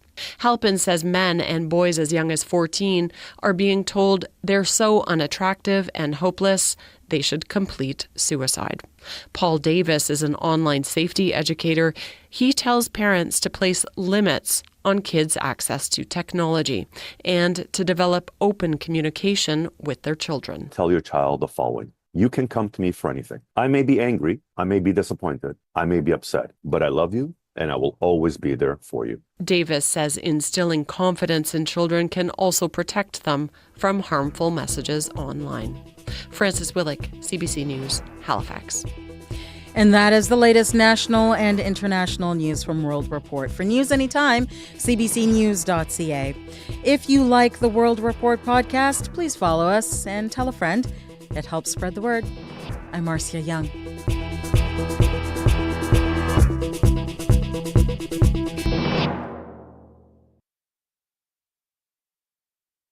Good morning, Manitoba. It is rainy out there. It's a wet start to our Wednesday. Thanks for joining us. We're live in downtown Winnipeg on CBC, 89.3 FM, 990 AM on the app and YouTube. I'm Marcy Marcusa, and this hour on the program, the mayor of the city of Winnipeg will be here live in our studio for our monthly interview. We're going to talk about a number of stories that have been in the news and get the mayor's perspective on them. First of all, residents who've shared with CBC that the Glass House has become a ghost hotel, they call it. The LeMay Forest has now been expropriated by the province, and then we have a Winnipegger from Wolseley who was on the airwaves with us saying that the new transit routes, even before they've started, look like they're going to be inaccessible. So we're going to get response to some of those stories from the mayor and more. In addition, today, for something fun, it's World Table Tennis Day. And to celebrate, actually, the International Table Tennis Federation Foundation shortlisted our province to have a very special event today, and we're going to take you there. Stay tuned. But if you've tried one of those AI experiments, I'm going to call them online. I don't know what to call them. I can't think of the word. It's where you're online on socials and you want to make a version of yourself as a doll with all the accessories. You might want to think twice, because there is actually some harm into leaning into these AI trends there. That's the word I'm looking for. So we're going to hear that from a local artist and graphic artist and illustrator coming up. So stay tuned. Right now, let's go to Heather Wells with our news headlines. Good morning. Well, Liberal candidate Thomas Nakins didn't face any competition when he sought his party's nomination in the Winnipeg riding of Kildone and St. Paul. One of the reasons might be the Conservative competition. Raquel Dancho won the last two elections by thousands of votes. Nakins says he's not concerned. He says he may not have her name recognition, but questions whether she's really been helping people in the riding. We're going to hear more about Kildone and St. Paul coming up. A series of grass fires has sparked concerns about the upcoming fire season in this province. Spring is already a risky time of year, but drier than normal conditions are fueling those fears. We'll hear more at 7:30. All right. Thank you, Heather. You're welcome. Let's go to the weather now with Abby Adiyemi. 4 degrees in the city with some light rain. That drizzle should ease off by midday, and then we'll see some cloudy conditions stay with us all afternoon. Gets breezy at some point with the winds coming from the northeast. We're headed for a high of 8 degrees, and tonight, clear conditions. Fog will be developing overnight. We dip to a chilly low of -4 later tonight. Across the region, similar conditions we're seeing from Brandon, Dauphin, Gimli. Damp and cloudy morning with temperatures ranging at this point between 1 and 3 degrees. All right, thanks, Abby. Thank you. Corey Funk is here with traffic, and then a little added goosey bonus. Yes. So in Western Manitoba, really, the highway's still there. There's some conditions that are partly covered, so it might not be ideal if you're driving around Russell area on even Highway 1 west of Brandon. But plows are out, should hopefully be cleared up shortly. Other than that, if you see anything else going on, 204-788-3093. Well, what a lot of us have seen going on are the geese. AKA Cobra chickens. They're out there about. We had an item about it in the last hour. We asked you to call with goose stories. Yes. So we got one call from Adam. I'll sum it up here. He said, so he was actually cycling in East St. Paul, and he was hit by a goose in the head while he was cycling. What? But what's interesting is actually said he was okay, but he said he actually thought it was kind of funny. If you really think about it, it's kind of wild, and actually made him respect geese more. Wow. Yeah, wild. Also, Shirley called. She actually works at U of M where there's geese everywhere, and she actually says she's used the teapot method before, like I do, where you're pretending you're a teapot, and said it's worked. It worked. Okay. Here's what she had to say about geese at U of M. I actually love the geese, and in my office, they just echo. We can hear the geese so loud. I always wonder if they're not always yelling at each other, if they're just like, hey, how's it going? It's kind of chilly out. Why'd the snow come back? But the teapot hand up does work, although where there is room, I see students and staff taking the widest berth around the geese. And at the U of M, we actually have signs all over. Don't go here. Geese are nesting. Don't go here. Geese are nesting. Sorry, this entrance is closed. Geese are nesting. Thank you. Well, yeah, if they're nesting, they're coming for you. Oh, yeah, you don't mess with those then. Yeah. Our first guest is going to talk about AI with me in a moment, but you actually want to talk geese? Yeah. Well, we were just chatting before she came out. She was waiting on Zoom here. Alex planned, and hey, Alex. Hi, Alex. Hi. How are you? Good. So you have a goose story, right?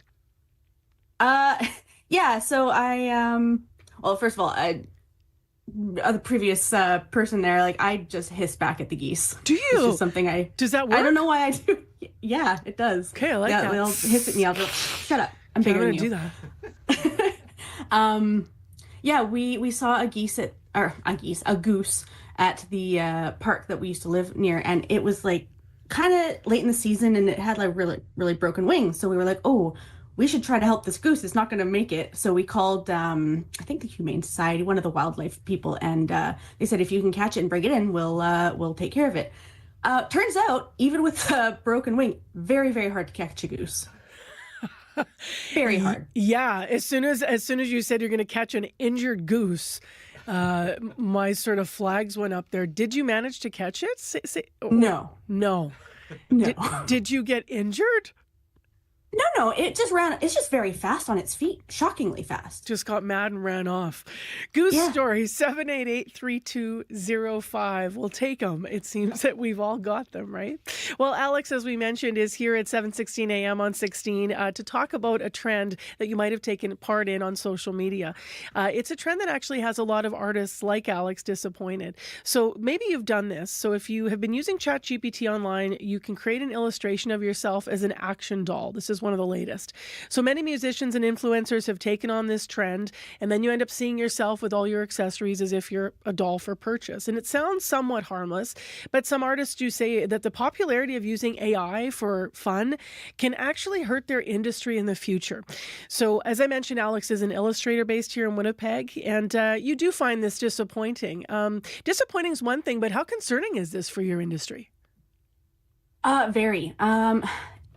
It's one of those things where it's like, we're going to be making art regardless, but you've already seen some industries and some just some general jobs in the art industry, like really going in a concerning direction. So like, for example, something like editorial illustrations, the ones that you would see at the head of an article online or in a magazine or something like that. Those are going down fairly quickly. Even like the listicles and things like that, people just generating stuff. So that's a job that's, not very common anymore. And it's very concerning in a ethical way as well. Have you had conversations with people about this? Because I think most of us have seen this trend. I mean, it's everywhere. Yeah, I have. I'm one of those people who's really annoyed about it in real life. I talk about it a lot online. And if people mention it to me in person, I do take it into a direction that they don't usually love to talk about. How is it different, someone might wonder, from any other altered figure, filter online or a test that someone might take or such? Or are all of these things sort of just a continuum of chipping away at taking someone's job, do you think? Gen AI, like generative AI, is different because it's, first of all, you have to train a model on data to be able to do it in the first place. And all of that data was scraped basically from the internet. My work included is in those data sets. And it was taken without our consent and basically used against us. And the environmental cost is even more concerning, in my opinion, as much as it really sucks that my work has been taken and my peers' works have been taken and turned into something that we don't like. AI uses an insane amount of water and an insane amount of electricity, especially the image generating ones. So, for example, I think the new OpenAI model takes about 500 milliliters of clean, drinkable water for every 100-word response. And then it's more for images. Even Sam Altman, he's the CEO or whatever, he's like, please stop saying please and thank you to ChatGPT because it's taking too much energy. How do you feel when you see other creatives like musicians or writers using AI in their work? Bad. This might sound harsh, but if you're another creative in any industry and you're using it, you need to know that we're looking at that as like scab behavior. Like, you're crossing a picket line. You can't rail against using it in music or writing, and then turn around and use generative AI images on your covers or something like that. It's very, very bad behavior actually in the industry, and people talk about it and they do notice. What would you say to someone who is a client and they say they're using AI because they can't afford to pay an artist for their work? I would say there are lots of options for that. You can use stock photos. They can either be very cheap, or you can find public domain images in the public domain library. There's stuff you can search, or you can just use text. Like look at the old Penguin, look at Penguin classic covers. They're so classy. They're so beautiful. You don't need a lot. You don't need it to be exactly, this glossy. Also, if you use a generative AI image on your cover, I'm probably going to think that you aren't putting as much care into the rest of your work. So I know that sounds really harsh, and I don't mean to get really weird about it, because I understand the appeal, and I understand that people may want something and they may not have the money for an artist, but there are other options, and I will respect you so much more if you use those. Some artists, including yourself, have started including, I understand, anti-AI clauses into your contracts. Can you tell me more about that and what the response has been like? Yeah, so this kind of stems from a story I heard of a concept artist, I believe in the game industry, where they were hired to do all the concept art for the game, and they got about, halfway into their contract, were let go. Because the company was like, hey, so we have what we need from you. We can get the rest by feeding what you've given us already into the AI machine, and we'll just generate the rest of it. So you're good to go. So people naturally have started putting you can use my work like a regular licensing agreement that you have in every contract for a corporate work. But it's starting putting but you can't use it for training. You can't use it for any of that. I think it's been fine. The people who are hiring artists usually know. But if they don't, this would maybe protect the artist then from, as you said, the work not being compromised, and also the artist then being able to say that you're going to stay with them, you're going to commit to them for the whole project. Yes, and it is tricky because it is hard to prove that you've been used. So Meta said, hey, you can opt out of our AI stuff, or you can cause a problem if you can prove that we've used your stuff. And by its very nature, you can't say, yeah, I can see that my thing is in here, and by its very, so it's hard to prove. But on smaller scales like that, yes, it can certainly protect the artist. What would you recommend? I mean, maybe beyond the clause we're talking about, but if there's an upcoming illustrator or an artist and they want to commit to the field, what should they know about protecting their art? It's tricky because I'm not sure. It's a bit of a cat and mouse game where there's something called Glaze and Nightshade. There's a really good team out in Chicago who put together this really incredible program that you run it through the program. It puts a layer of protection on your image, and then AI can't read it properly. There are two things that you can do, Glaze and Nightshade. They do similar things but slightly different. You can run your stuff through that.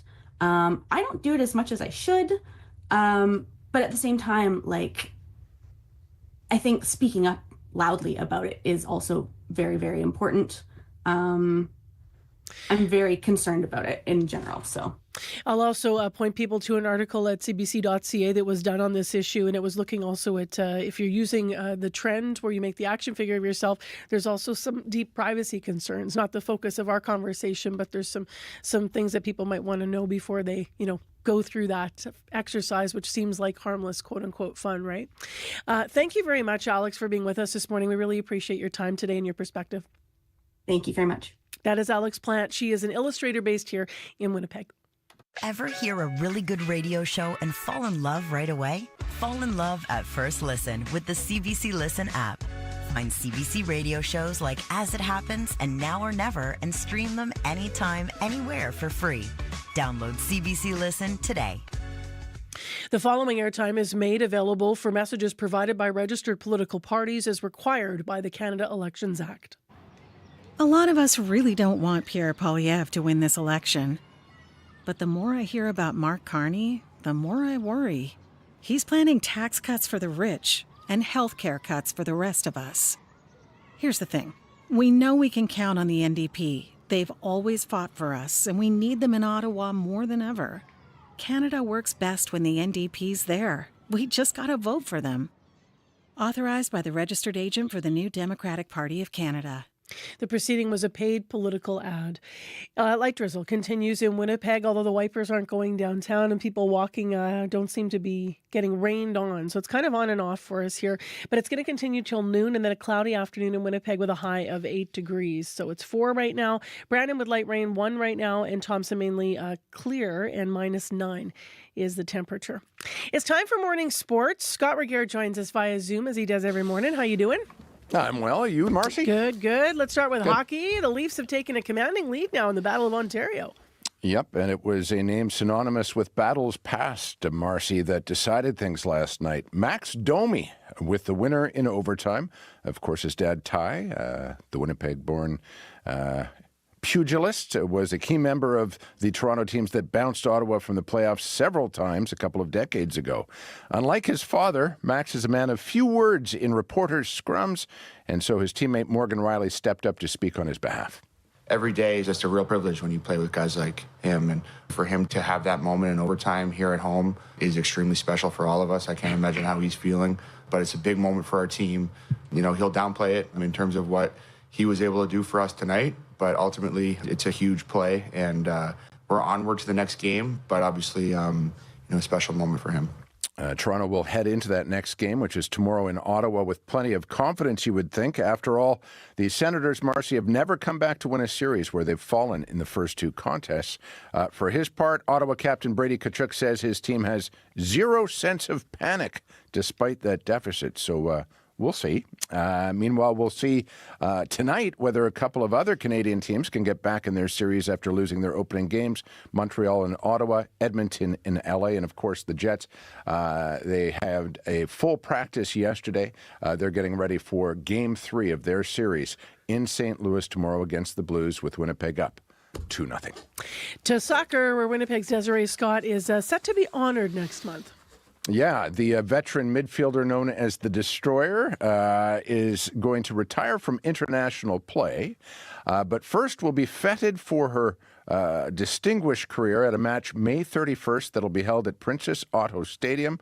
It will see Scott and Canada take on Haiti in a friendly match. Also part of proceedings will be Tanya Boychuk. She's a young striker with the Montreal Roses who talked about meeting Desiree Scott ahead of the Northern Super League season. I was at a senior national team camp and she was there, and she was one of the players that every time she walks into a room, it's just vibrant. She really lifts up the room on and off the pitch, and she's just a great leader, I think, and a lot of girls will follow her footsteps. Yeah, I'm excited to play against her and just look up to her throughout the season as well. I think Tanya Boychuk's sentiments are felt by many all around international soccer. When it comes to Desiree Scott, who started her international career at the age of 15, she is now 37, and she's playing for the NSL's Ottawa Rapid, but a chance to celebrate her coming up next month. Really nice. I think a lot of Manitobans will be happy to hear that, and a lot of young soccer players here have been mentored by her. Especially women. So finally, baseball. The major leagues are set to mix things up this summer. All right.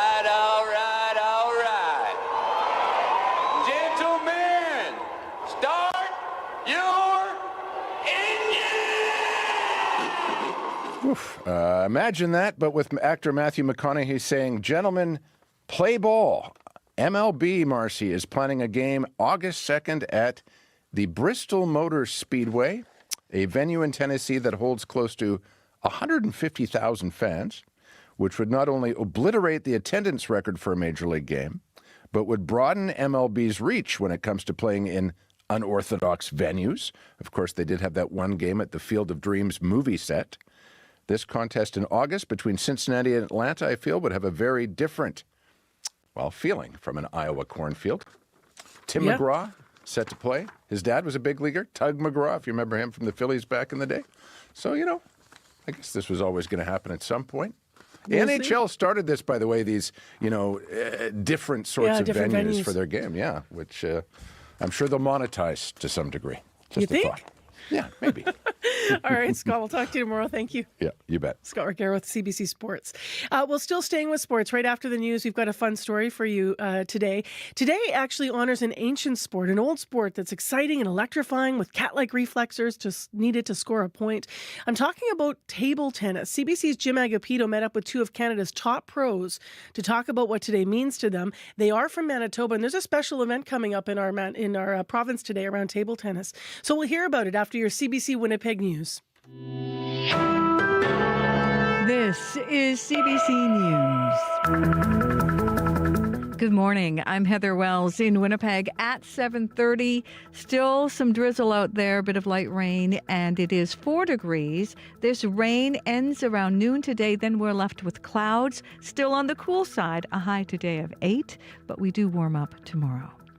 Liberal candidate Thomas Nakins didn't face any competition when he sought his party's nomination in the Winnipeg area riding of Kildonan-St. Paul. One of the reasons may be the Conservative competition. Raquel Dancho, who won the last 2 elections by thousands of votes. Nakins isn't concerned, even though he doesn't have Dancho's name recognition. She is the incumbent, and she does have the name of the incumbent, but what does that mean for the people of our riding, right? Is she actually able to do something for them? Is Raquel representing them at the table? 2 other candidates are running in Kildonan-St. Paul, the NDP's Emily Clark and Eric Holmes of the People's Party. You can hear more about Kildonan-St. Paul coming up in the next hour after 8 o'clock right here on Information Radio. Now, NDP leader Jagmeet Singh brings his campaign to Winnipeg tonight. He'll be in Elmwood, Transcona. Pierre Poilievre starts his day in Hamilton before heading to Nova Scotia. And Liberal leader Mark Carney is in BC. There are 5 days left in this campaign before Election Day, and the Conservatives are gaining ground against the Liberals. But the CBC poll tracker shows an 80% chance of a Liberal majority. Eric Grenier is the architect of CBC's poll tracker and founder of The Writ. There has been a little bit of movement. I'd say that we have seen that the Conservatives have been able to close the gap on the Liberals a little bit. And we've seen that the Bloc Québécois does seem to have a little bit more life in Quebec after the French language debate. But I wouldn't call any of the movements we've seen since those debates very dramatic. Certainly not to the scale that we've seen in some past elections. So we're still seeing that Liberal advantage, while it's a little bit smaller than it was maybe a week or two ago, is still holding pretty firm. The CBC poll tracker uses data from all the major polling companies in Canada, and you can find it on our website. You can hear the latest national and international news coming up on World Report at 8.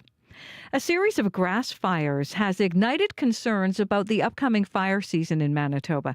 Spring is already a risky time of year, but drier than normal conditions are fueling those fears. Sunday alone saw 3 fires in and around Winnipeg. One burned on the banks of the Red River floodway north of Birds Hill Park. Robert Herda is the chief of the Narrow Fire Department. He says that fire was started by someone setting off fireworks. It doesn't take much wind to blow the sparks into the tall grass and everything else. A couple weeks from now when it cleans up, it goes away. But if it stays this dry, it's going to be a very dangerous spring. A seasonal forecast from Environment and Climate Change Canada suggests drier than normal conditions through June in most of southern Manitoba. If that holds, experts say the wildfire risk could get worse. An addictions treatment program that helps women reunite with their children says it can't get any government help. Otter Home is a 16-bed facility in Carberry. It offers a safe place for mothers to recover with supports for their children. Teg Lure at Otter Home says the province denied them funding even though they offer a unique reunification program. This is a service we need. This is a gap that needs to be filled in this province. And until we can finally fill those gaps, we're going to continue to see people being lost to trauma, losing their loved ones through the CFS system, dying, unfortunately, of overdose. Right now, Otter House is helping some families with private funding. The group asked for $900,000 from the province. It says many more people could be helped if they had subsidies or other government funding. Developer Andrew Marquis plans to ask the Supreme Court of Canada to consider his case against the city of Winnipeg. The Manitoba Court of King's Bench ruled in 2023 two city planners slowed the development of Fulton Grove. That is a 1,900-unit residential development planned for the former Parker lands in Fort Garry. King's Bench awarded Marquis $5 million. The city appealed. Last week, the Manitoba Court of Appeal ruled the lower court judge erred in deciding the planners deliberately stalled the Fulton Grove project. The body of Pope Francis is now lying in state in St. Peter's Basilica.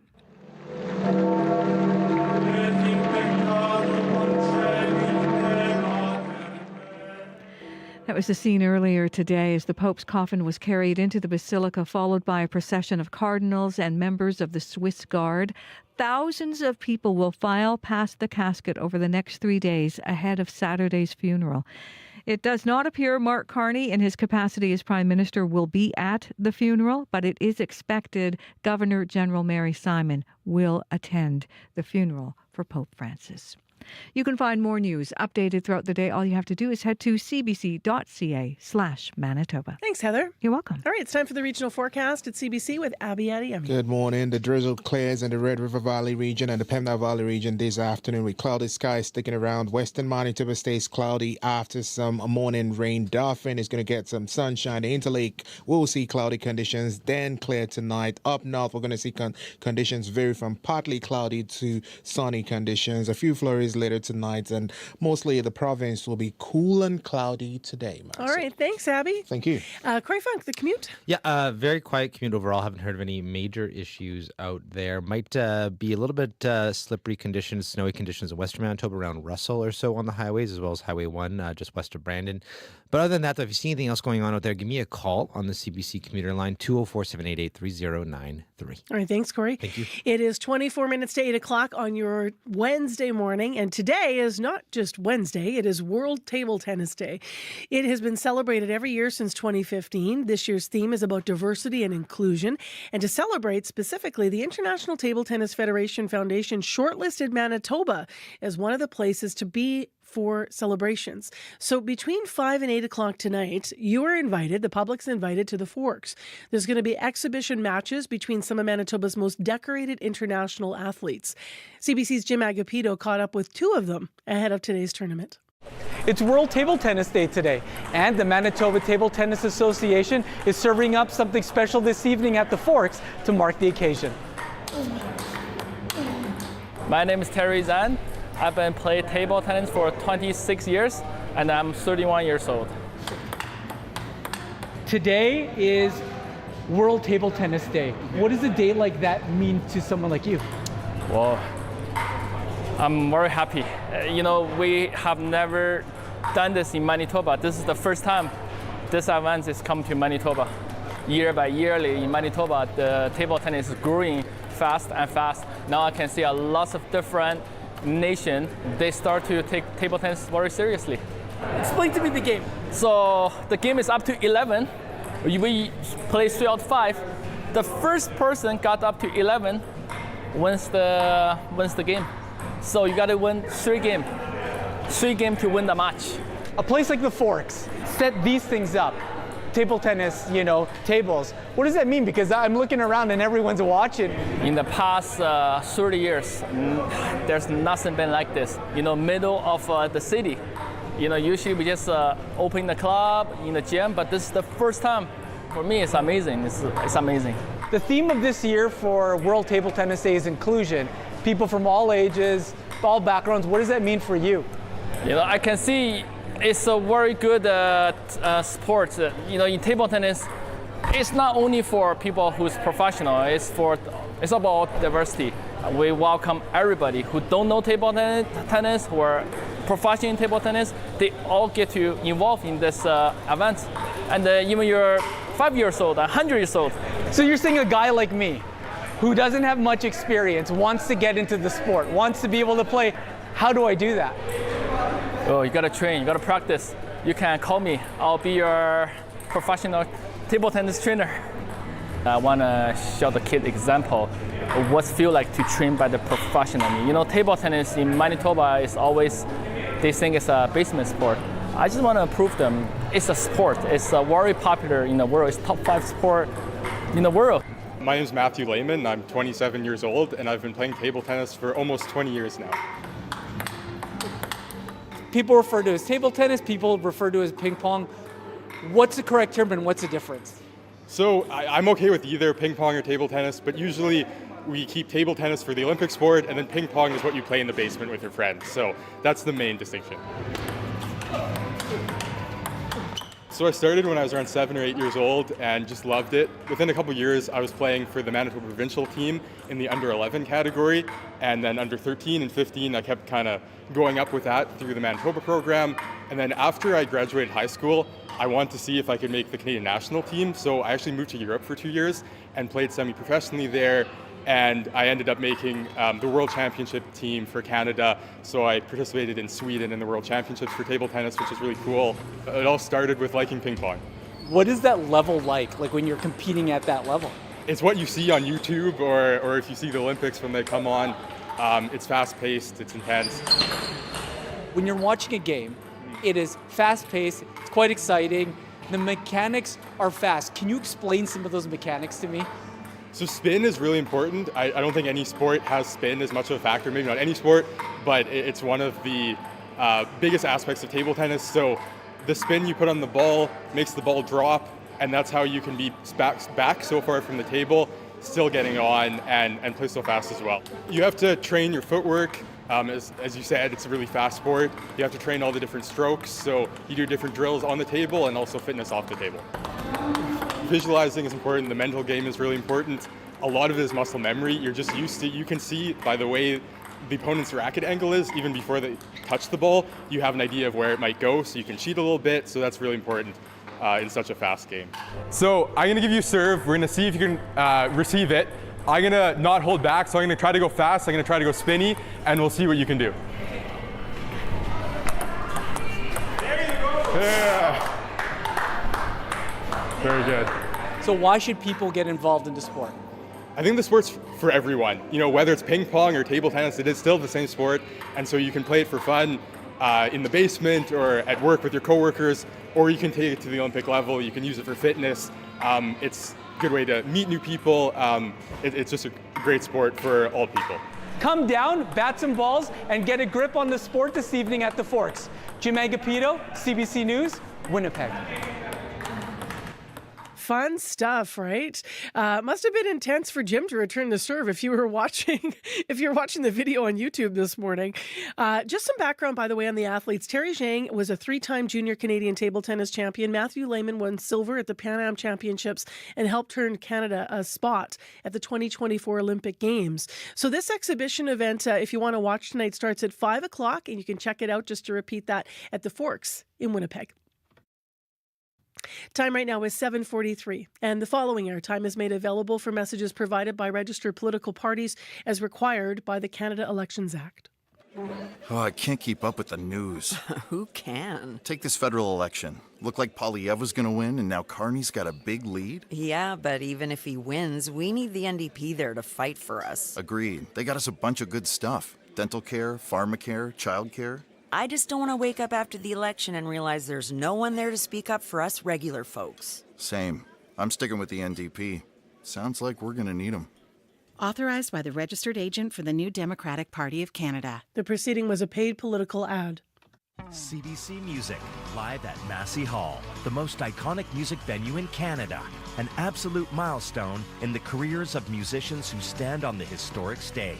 And you have a front row seat. All right. A new season of episodes now available. Bahamas, The Glorious Sons, The Sadies, Field Guide, Serena Ryder, O.C. Elliott, and Chantal Kreviazik. CBC Music, live at Massey Hall. Watch free on CBC Gem. Coming up on the program after 8 o'clock, we're going to build on a story you might have been hearing in the news. Do swing voters really exist? Well, swing polling areas sure do. CBC's Bartley Kivas found one in Winnipeg's Riverbend neighborhood. Coming up after 8, he'll be in live to talk us through what voters in that area have to say. Next, though, let's stay with politics, but this time civic. It's time for our monthly interview with Mayor Scott Gillingham, and he's in studio with us. Good morning. Good morning, Marcy. So obviously in these monthly interviews, we cover a whole bunch of topics that have been in the news. So you have your headphones on because we're about to play a clip from someone we talked to on CBC. So this is a resident of Glasshouse. It's a building on Hargrave, as you know, and many of them are upset. They say that the city's short-term rental regulation bylaw isn't helping enough. It's not doing enough to stop their home from becoming a, quote, ghost hotel. So this is one of the residents, Mike Deal, talking about what he's been seeing there. Sometimes you'd meet the vice squad in the elevator going up to arrest somebody or break down a doorway or something like that. So half the units are short-term rental and they behave like a hotel, and there's no front desk. So people have to figure out how to get in the building themselves. They're usually asking for help from various people, or can you let me in, or and that sort of thing. And then there's hanging out in the lobby for we've tried to help restrict that time that they hang out in the lobby, but you just don't know this. So and if they don't behave, how do you contact the owners? It's really hard to do that. So it's just a specific question, because you have put a bylaw in place to try to help. You're aware of some of the problems. To residents saying that they don't have enough teeth, part of, I think, what was outlined by Mike and another condo owner that we spoke with is there's a grandfather clause where if you have one primary suite, you can still rent it out. That's current. But the grandfathered in clause means that you could actually end up renting 3 or 4 suites, which changes the nature of a space. Would you look at changing that bylaw to give it more teeth? Well, first of all, we did bring in bylaws where we didn't, and regulations where we did not have them before. They just came into effect a year ago. And we did it to respond to people like Mike and others who said, look, there's a problem here. And up until a year ago, Marcy, you're right, there were no regulations. Now we have regulations. They have been in place for just a year, so we're still kind of working out the kinks. I think they have been working, by and large, very effectively, and they've made changes, positive changes, where there has been none before. Now, saying that, we're always open to looking at fine-tuning and making the bylaws better and improving things, and identifying where there's still gaps or still problems. So I, for one, and I know our city staff, are glad to continue to work with people like Mike and the board, the condo board at the Glass House and other places as well, to see if we can make adjustments and fine-tune the regulations we brought in. I'll also add that we are also looking to access a federal program where that will enable us to hire a couple more staff to really make sure that short-term rental owners are complying with the regulations we brought in, and to do so we have more oversight and more staff working on this as well. So I would say 12 months in, it's been going really well. There's still a few things we need to fine-tune, and we'll work to do that. The grandfathering clause specifically, could that be part of the fine-tuning? Like, are you open to looking at that? Because you're trying to strike a balance, I understand, between residents, what they need, and property owners, of course, who bought these units for investments. Yeah, I'm open to anything being looked at. You raise it, that doesn't jump out to me right away. But again, in working with the property owners who are still perhaps negatively affected, glad to continue the dialogue. Like I said, for the most part, the response has been very positive. We now have rules where we didn't have them before, and that's important for all involved. Are you hearing about other buildings that are having challenges with this as well? Because Glasshouse has been in the news because of the number. There's 194 units. I think that more than 1 in 4 had short-term rentals in there, just for perspective here. How unique is that case? Are you hearing challenges elsewhere, or elsewhere the bylaw might be helping elsewhere? I have not heard places where there's other challenges. That's not to say there aren't any. But I said, I think where we were 13, 14 months ago, where there were really no regulations, no rules. Now, everyone who has a short-term rental has to have a license. You've got to, if you're starting fresh, it can only be your primary residence that's rented out. You've got to be a resident of Winnipeg to own a short-term rental. So we've really strengthened it and made it much better than it was before. Let's talk about transit. We know these big changes are coming to our system. Pauline Russell's from Wolseley. She is worried about the changes. She says the new transit routes in her Wolseley neighborhood already, she feels, are inaccessible. So it's added some distance for her. She has to walk a block and a half extra to get to a stop. This is her primary way of getting around. and she feels like in the middle of the city, things have been missed. Like the new system sets up really good feeder routes for outside, which she appreciates, getting to and from. But she says that she fears there wasn't enough consultation about the new routes in Wolseley. We did have a conversation. I highlighted all the consultative processes. But I think if you have a citizen that still feels like they haven't weighed in, she's worried there's not going to be room to change things now, right? So she said, well, when this starts, is there a pilot period here where if this doesn't work for us, you might have some flexibility? Or is this like it's been in the work for years, we've talked to you, done deal come June?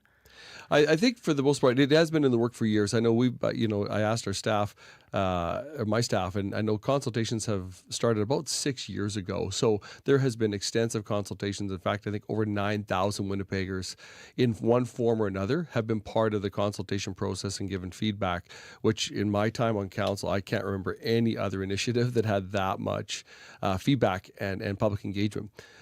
Once the system is put in place and we go to the new route system, new transit network system, which will be right at the end of June, of course there'll be an adjustment period. But the new system really has been established by our staff using data, using public consultation, and using data as well. And the data, among other things, tracked using a kind of anonymous cell phone data where people travel and how people travel. The new system will be more reliable, more frequent, more accessible to more Winnipeggers. It will be a vast improvement over the system we have right now. Almost like we talked about with the short-term rentals, there'll be an adjustment period. And if there's some tweaks and fine-tuning that need to be made, I'm sure our staff will be looking at that. But this will be a better, more reliable, more frequent transit system for Winnipeggers. How well explained has it been to the bus drivers already, the transit drivers? And then do you feel there's been enough education out there about the new routes? Like what are we going to see between now and this is coming up fast now? 2 months from now. So so next week, stay tuned, everybody who uses transit or is interested, because next week the new schedules will come out 2 months in advance to give people a long time, 2 months to kind of adjust and take a look and understand what the new routes will be. People that pay attention will see there's new transit stop signs that have been going up all around the city as well. Our 311 operators are prepared and trained and being trained and ready to go to answer questions for residents as well. So yes, again, this is the most substantive change that transit has seen in decades, because it's all happening, Marcy, on one day. Mm-hmm. It's basically like flicking a switch, and we're going to the current system we have to a brand new new network system. So it's going to take a bit of adjustment for sure, but our staff is doing all they can to be prepared to answer the questions of residents and to get the information out early. So again, stay tuned. Next week, the new network and routes schedule will come out so people can see it. We're not making the switch until the end of June, but giving people 2 months advance notice to understand where their routes will be. Got it. To another topic that's been in the news, the province did announce that they will expropriate now the LeMay Forest. Last time we spoke, you said you would, quote, continue to work behind the scenes to get a resolution to this matter, end quote. Is this the resolution you were hoping for? Yeah, I'm pleased to see I think the resolution that the Premier has come up with. Yes, we have done a lot of work behind the scenes. And when I say we, I know I have many councillors, I want to credit many councillors as well, who've been working quietly behind the scenes. I said it publicly before many times. I'll say it again. My concern was that, when we as politicians were talking publicly about it, it felt like maybe the price of that land was increasing in the minds of some people. So I think there was a strategic way to go about things behind the scenes. The city of Winnipeg also owns a sizable pieces of land adjacent to the land in question that's privately held.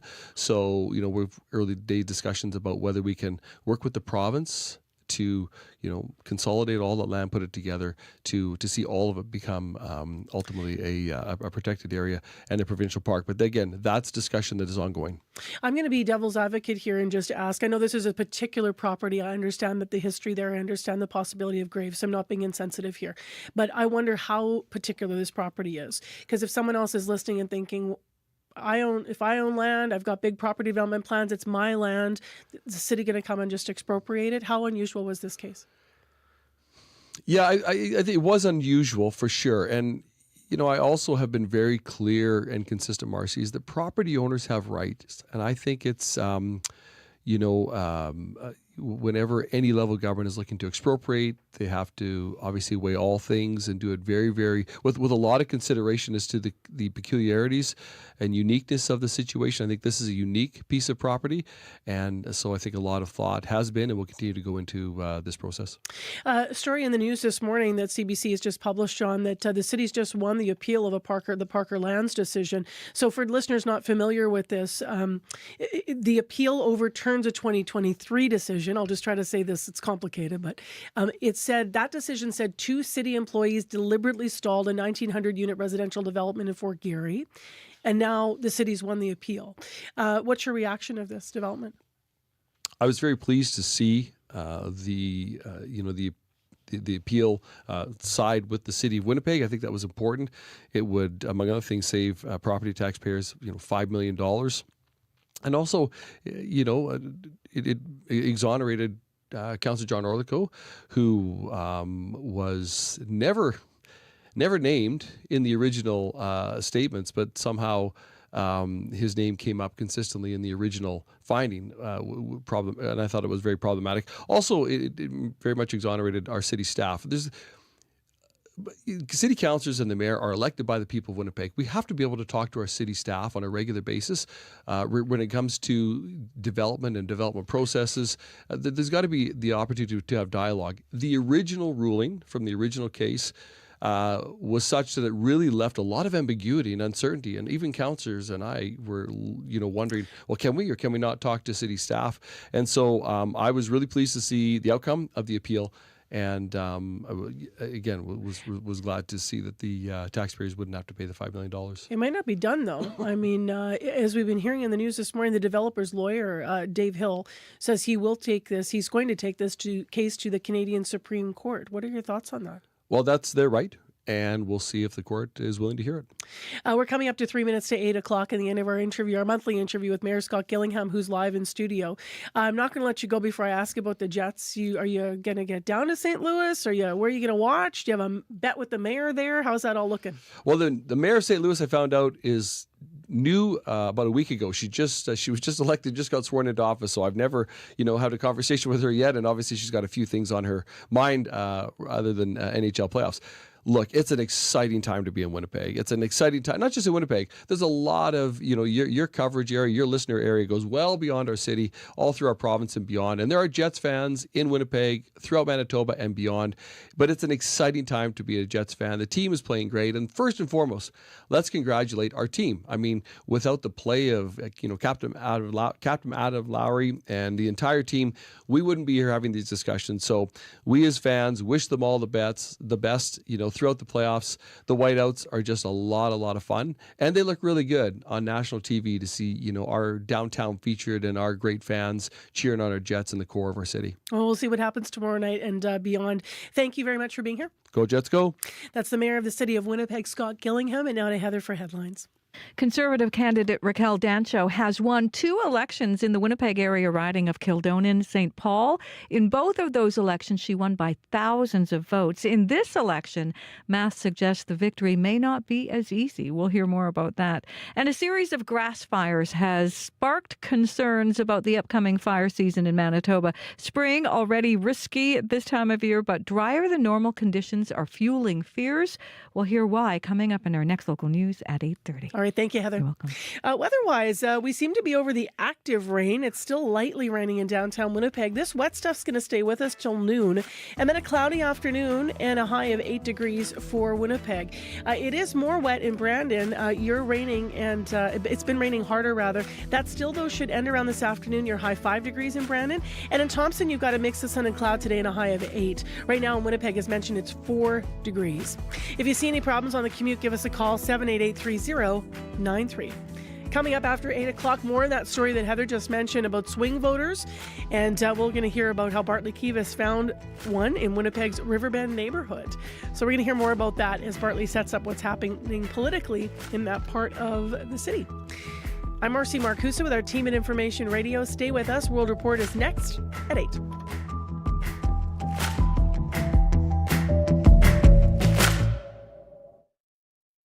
Today on Q with Tom Power. As a kid growing up in Nipissing, Ontario, Christian Allaire dreamed of being part of the glamorous world he saw in his mom's Vogue magazines. Now he's the fashion and style writer for Vogue. Christian will tell you about his new memoir, and realizing his Ojibwe identity is what made him cool. Don't try to blend in, try to stick out. That's coming up on Q, followed by Commotion with Elamine Abdel Mahmoud on CBC Radio 1, the CBC Listen app, and everywhere you get your podcasts. The CBC News is next. Coming up in half an hour, it's The Current with Matt Galloway. We wrap up our cross-country election road trip in Halifax today, looking at issues around the fishery and the cost of housing. And we'll hear from the Dartmouth music star Joel Plaskett celebrating his 50th birthday. That's coming up on a special edition of The Current from Halifax. This is World Report. Good morning. I'm Marcia Young. Misinformation, disinformation, foreign influence. It can be difficult to separate fact from fiction in an election campaign, but there is an election task force working to protect your vote, and it has a key message. No Canadian should feel afraid to vote. Your vote is secret. That is not enough reassurance for a coalition of Canadian human rights groups. Let's bring in Janice McGregor from our Parliamentary Bureau. Janice, these advocates wrote to all the major parties asking for their commitments on foreign interference. What did they find? The top issue for these activists is establishing a foreign influence registry, similar to how we track lobbyists who shape laws and opinions on behalf of corporations. Parliamentarians agreed to fast-track legislation on this last year, but the Liberals have yet to appoint a commissioner, and this registry was not set up before the election. In its response, the Liberal Party didn't explain why this wasn't prioritized. The Conservatives, NDP, and Bloc all criticized this delay. The Liberals did, however, commit to hiring 1,000 more RCMP officers to boost Canada's capacity to crack down on the harassment and threats against people living in Canada. And all the parties agreed on the need for more resources to stop things like money laundering and the covert spread of disinformation. Let's talk about the task force monitoring foreign interference attempts. What has it found so far? Well, nothing that, in the opinion of the officials, threatens the integrity of the election overall, but it has detected ongoing attempts to spread Chinese Communist Party propaganda on social media. Most recently, it's briefed the Conservative Party about one of their Toronto candidates, Joe Tay, being targeted for his advocacy for democracy in Hong Kong. CSIS, however, does not interpret this disinformation campaign as proof that China favors a certain party to win the election. It's more about silencing those who speak out against Beijing. Here's Representative Vanessa Lloyd. Keep in mind that it really is party agnostic, so it is to stifle the criticism of the government. Officials have asked social media platforms to crack down on this, but they can't force them. All right, thank you, Janice. You're welcome. Janice McGregor reporting from Ottawa. In case you missed it, Janice has a deep dive on foreign influence in our elections and how social media giants could be playing a role. You can find it in the World Report podcast feed. It's called How Safe Is Your Vote? Ukraine peace talks have been downgraded in London. U.S. Secretary of State Marco Rubio was supposed to attend the high-level meeting today, but he pulled out just hours before his departure. One of the reasons could be reports the U.S. is considering supporting some of Russia's demands. They include recognizing Russia's annexation of certain Ukrainian territories. The CBC's Crystal Mansing is following the story from London. These negotiations, they must not result in appeasing the aggressor. Yuri Sak, advisor to Ukraine's Ministry of Strategic Industries, says Ukraine's negotiators will be at the table. They want peace, but says Ukraine has clear red lines. It would be naive to actually expect Ukraine to somehow miraculously change our position now, for example, with regards to Crimea. There are reports that the U.S. is willing to bend to some of Russia's demands. They are reported to include recognizing Russia's annexation of Crimea, as well as at least 4 other Ukrainian zones invaded by Russia. In exchange, fighting would be halted. European leaders have expressed concern Russian demands are being prioritized over Ukraine. Matthew Saville is the director of military sciences at RUSI, a defense and security think tank. I think it reflects the position that, the US and Trump put out aloud, which is that they don't think the Ukrainians have much to negotiate with. The US's top diplomat won't be in the room, and neither will the UK's foreign minister. France isn't deterred by their absence, according to Christophe Lemoy, the country's foreign ministry spokesperson. Axios reports the White House's Ukraine envoy, Keith Kellogg, will be there to present the US's final peace plan. Crystal Gamansing, CBC News, London. The body of Pope Francis is now lying in state at St. Peter's Basilica.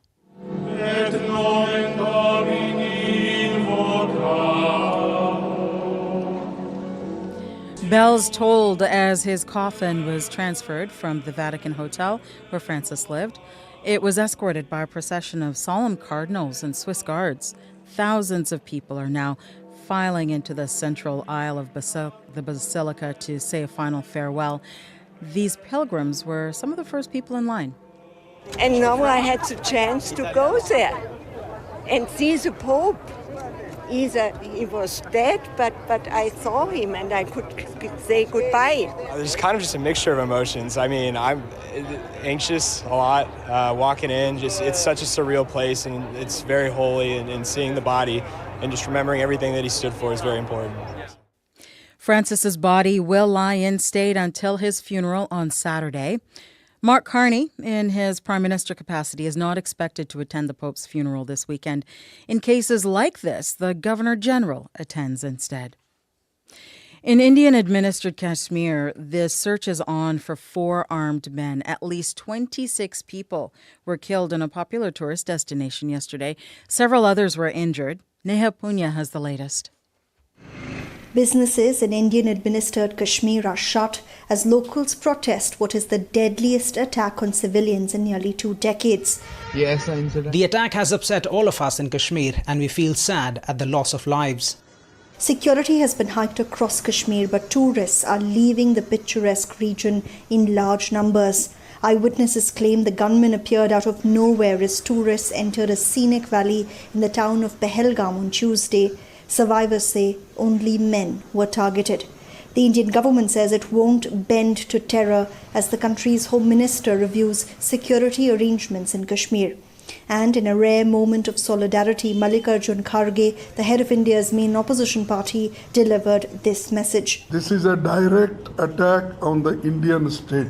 We must give a fitting response. We urge the government to use all its strength to hunt down the terrorists. World leaders, including Donald Trump, have condemned the attack, which coincided with US Vice President J.D. Vance's India visit. Experts say the timing was likely aimed at grabbing maximum international attention. Neha Punya for CBC News, New Delhi. Firefighters in the Philippines pull hoses through debris in downtown Manila. An early morning fire ripped through a shanty community. Hundreds of homes are destroyed. It took 9 hours for firefighters to put out the flames. Many of the residents were covered in soot from trying to save their homes and their belongings. People who had very little say they now have nothing left. Officials say no one was seriously hurt. Scientists and environmental organizations are marking a grim anniversary. It's been 1 year since they declared a global chloral bleaching event. More than 80% of the world's coral are affected. Many scientists point to this as a sign of the slow death of the Earth's vital ecosystem. The CBC's Anand Ram has more. I just was diving last week in another place in Colombia. In some places, we weren't seeing the species that used to be super common. Valeria Pizarro knows what's missing. The coral scientist with the Perry Institute for Marine Science has seen up close the effects of a global heat stress event as it hit San Andres in the Caribbean Sea. Between 30 and 32 degrees Celsius. And you will think that's not that much, but for corals, that is a lot. That heat bleaches them a ghostly white, driving away the species that depend on corals for food and shelter. The Australians call it living dead. Melanie McField is the director of the NGO Healthy Reefs for Healthy People. She says even if the structures still stand, they're too weak against storm surges. So when you know that it's compromised and the next storm it's not going to be able to withstand, it's life and security. The current bleaching event started in 2023, hitting different parts of the world's oceans at different times. Nicola Smith, who studies coral reefs at Concordia University, is scared of what her students will see this summer. This is their first experience with coral reefs in the Caribbean, and they're all dead or they're all bleached. It sends a really bleak message to say this is the type of world we're leaving for you and for future generations. Another worrying sign, the temperature and bleaching alerts that scientists would get in late August are starting to show up right now. Anand Ram, CBC News, Toronto. That is the latest national and international news from World Report. News anytime at cbcnews.ca. I'm Marcia Young.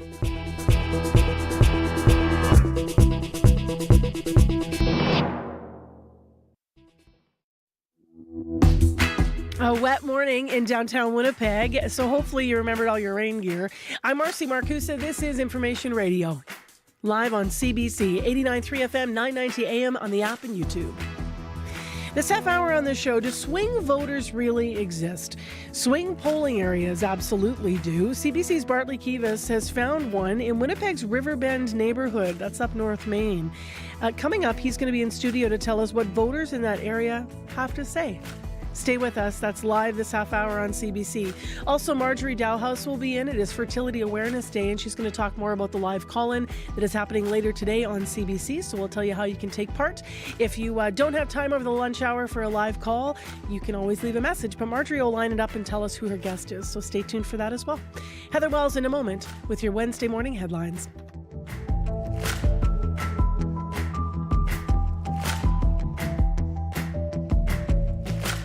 Here is Heather now with those headlines. Good morning. Well, an addictions treatment program that helps women reunite with their children says it can't get any government help. Otter Home is a 16-bed facility in Carberry. It offers a safe place for mothers to recover with supports for their children. Tag Lure at Otter Home says the province has denied them funding, even though they offer what he says is a unique reunification program. It may be a little bit on the wet side this Wednesday in Winnipeg, but drier than normal conditions are igniting fire concerns across the province. On Sunday alone, 3 grass fires broke out in and around Winnipeg. A fire severity forecast from Natural Resources Canada shows an average rating across Manitoba next month, but by August, things are predicted to really heat up. We'll hear more coming up in our next news at 8:30. All right, thank you, Heather. You're welcome. Abby Adeyemi is keeping an eye on the weather as always. What do you know about it? Winnipeg, the Pembina Valley region, we're looking at cloudy skies with drizzle ending sometime around your lunch hour. Cooler conditions through the afternoon. Western Manitoba stays cloudy after this raining start we're seeing. Dauphin is going to see that snow from yesterday taper off and then a sunny break. And in Interlake, we're looking at clouds hanging out. Things will improve later. Northern regions will enjoy some sunshine and clear skies today. But right now, Winnipeg, 4 degrees, that light rain outside, making it feel like the city is still trying to wake up from that morning yawn. And as we go through the day, the misty drizzle will just take a break around your lunch break. We'll see things warm up to around 8 degrees later. Thanks, Abby. Thank you. We were taking goose calls earlier this morning, goose stories. Corey Funk is in. He started this off because he was running and a goose was hissing at him and he struck the teapot pose and it all worked out. But you know what I actually find is this is super geeky, but when I'm driving and then there's a goose that's crossing, say you're on Keniston, which was me last week, and then there's a goose and it's moving really slow and then I slow down and then everyone else slows down. I kind of I like that moment. I feel like I look around and it's oh, we're all stopping for the goose to pass. Yeah, it's a nice a moment of connection with humans and nature in a weird way. Because you're all in cars, but it's still kind of cool. It's strange, but yes. Anyway, goose stories, whether they're behaving badly or not. 788-3205. It's spring when we're asking for wildlife stories. Yes. As of right now, I haven't got any calls about geese out there on the roads, and we have got calls before about geese blocking traffic. But if you are out there, you see something going on, give me a call on the CBC commuter line. Might be a little bit messy, sloppy in Western Manitoba this morning around Russell, St. Lazare area. Other than that, though, things are running fairly smoothly. 204-788-3093.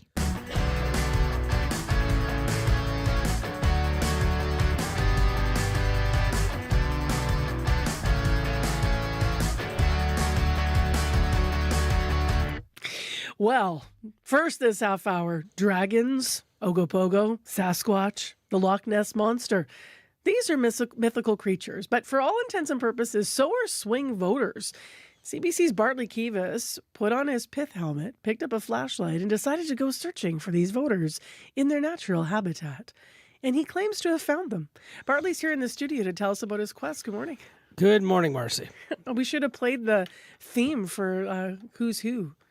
Right? Yes. Canadiana theme behind that if we would have been smart? Yes, I would hum it this morning, but then that would be the end of the listenership. Okay, let's move to serious matters. Swing voters, why are they considered mythical creatures? Okay, so for starters, we have to define who exactly is a swing voter. It's not an undecided voter. I mean, for decades, pollsters have been telling us undecided voters are simply people who haven't formed an opinion and are generally less likely to vote. And that's why pollsters tend to set aside the undecided vote when they look at polls. Now, swing voters are something else entirely. They're groups of people who may individually hold partisan views, but as a group of people, they cannot be counted to vote one way or another. So I went looking for swing voters in the Winnipeg area riding of Kildonan and St. Paul. That's partly in Winnipeg, partly in the north of Winnipeg. Now, I didn't use a flashlight. I just used polling data from the last 3 elections. Okay, so what did you find? Well, Kildonan and St. Paul is a riding that includes parts of Winnipeg and the RMs of West St. Paul, East St. Paul, and now parts of the RM of Springfield. Inside the city of Winnipeg, there's this neighborhood called Riverbend, and it runs along Main Street, north of the big sewage treatment plant. And at the south end of Riverbend, there's a U-shaped polling area you could describe as politically promiscuous. So what do you mean by that? Well, Kildonan and St. Paul generally leans conservative. The Winnipeg areas tend to vote Liberal and NDP, and the ex-urban areas outside the city and the RMs, they tend to go conservative. Now, this one polling area in Riverbend is open to pretty much anything. On Election Day in 2015, when the Liberal candidate Marianne Mahaichuk won this seat, the polling area, the one we're talking about, it had a tie vote between the Liberals and Conservatives. Then in 2019, when Raquel Dancho, the Conservative, won the seat back for the Tories with a huge margin, she only beat Mahaichuk by 19 votes in this polling area. And then in 2021, when Dancho won again, she tied with the NDP candidate in this part of the riding. So all 3 parties do well in this one little polling area. No other polling area in the riding swings every way. So armed with this data, I decided to go there and do some old school reporting. I went up and down the streets and knocked on doors and rang doorbells. I'm glad you did it, because it's so interesting to have all 3 parties kind of, have supported different points. What did you find? Well, maybe it was the first nice day of spring, but everyone in that area was really friendly last Wednesday. But more importantly, the voters who spoke to me on record favored all 3 federal parties. Darcy Fair was coming home on his lunch break from work and told me he's voting for the Liberals. Well, I'm more NDP usually, but I think now we're just in a situation where we have to go more center and hopefully we survive all this. It's a big risk to all of our livelihoods right now.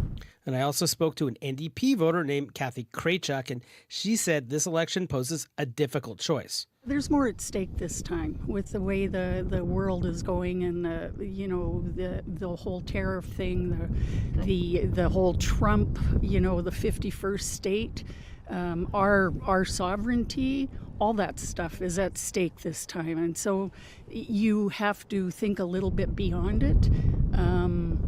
I've never voted for the other 2 parties. However, there is one party in particular that I think if they do get in, we're in very serious trouble. And Kraychuk said she was talking about the Conservatives. They have the most signs up in the area. The signs don't vote, but people who have those signs do. And Karen McCarra was drinking coffee in front of her home and told me why she is voting Conservative. Basically, we need to figure out who to pick for our poison, right? I noticed even though Conservative, they're a little bit more tight when it comes to money, but it's a good thing because they actually always take Canada out of debt. That's what I noticed. So you mentioned a few, but I mean, what's the full slate? Who are the candidates in Kildonan and St. Paul? Well, the Conservative is Raquel Dancho, and she defeated Marianne Mahaichuk in this riding in 2019 by more than 7,000 votes, and she won big again in 2021. Dancho's looking for her third straight win, but this time there's some math to overcome. And by math, I mean national polls. Nationwide support for the Liberals is higher right now than it was in 2015 on Election Day when Marianne Mahaichuk won this riding for the Liberals. And this means this election could be a lot closer for Dancho. She says she's not concerned based on what she's hearing at the door. An overwhelming desire for change is what I'm hearing at the door, particularly from young families that are working harder than ever and struggling to get ahead. There is an overwhelming desire to see a change of government, and that's evident in that we've had really a lost decade under the Liberal government of economic stagnation and actually a decline in the standard of living. So taxes have gone up, the cost of everything's gone up, rent and people's mortgages has gone up. People are really at their wits' end and hoping for a change in this election. So that phrase, that lost Liberal decade, that is a Conservative talking point. Now, Dancho is good at staying on message, and so is her Liberal opponent. His name is Thomas Nakins. He studied accounting, served in the military, and didn't face any competition for his party's nomination. And that was back a few months ago when nobody thought the Liberals had a chance in this election. Now, his big obstacle, it's not math, but it's his inexperience, not necessarily on his team. Marianne Mahaichuk's daughter, Hannah Mahaichuk, is on his campaign, but he is a novice politician without much in the way of name recognition, especially compared to Raquel Dancho. Nakin says he's not concerned. Well, she is the incumbent, and she does have the name of the incumbent, but what does that mean for the people of our riding, right? Is she actually able to do something for them? Is Raquel representing them at the table? We have a strong leader with Mark Carney, and a lot of people see that. They see the strong leadership Mark Carney offers and what the Liberal brand has. There are two other candidates, Emily Clark for the NDP, Eric Holmes for the People's Party. Now, the only parties to ever win this seat are the Conservatives and Liberals, but there is one more factor aiding the Tories: boundary changes. They appear to favor the Conservatives. Kildonan and St. Paul has been extended to the east into the arm of Springfield, and that leans quite a bit to the right. So overall, what did our swing voter polling area suggest to you, having spent your time out there? Well, I didn't get the sense of an overwhelming push or pull in any direction. And we've heard this before in this election and other ridings. Like Conservatives, they're locked in. They're committed Conservative voters. Liberal voters are making a strategic choice. And I've been saying since this election started, campaigns really matter. And there's still 5 days left in this campaign. So all the polls you keep hearing about only reflect voter intention when those polls were conducted. We'll find out Monday whether intention translates into action. All right, Bartley, thanks for this. You're more than welcome. That is the CBC's Bartley Kivas with CBC Manitoba reporter here, of course. You can read more in his story on our website, cbc.ca/Manitoba. And I want to make mention of something else. The last 3 weeks, we have been out in different ridings, live with the morning show. Tomorrow, we're in studio, but we're still out virtually. So we are always accused of perimeteritis, and I take that concern. So we're going to get outside of the perimeter by taking you north, south, east, and west. We're talking to voters all over Manitoba about their choices, what they're thinking. As Bartley said, still 5 days to go. So please join us live tomorrow morning to tune in to hear who we're connecting with. We have voters confirmed who are going to talk to us from areas like Strathclair and Fox Lake Cree Nation, as well as up in remote St. Teresa Point, over in Lac du Bonnet. And we're still figuring out our full list here as people are getting back to us. If you want to weigh in, you can also call our listener line if you are anywhere in rural Manitoba, anywhere outside of the city of Winnipeg. So maybe not even rural. Maybe you're in Brandon. Maybe you're in Thompson. Maybe you're in another city. Maybe you're in Winkler, Steinbach.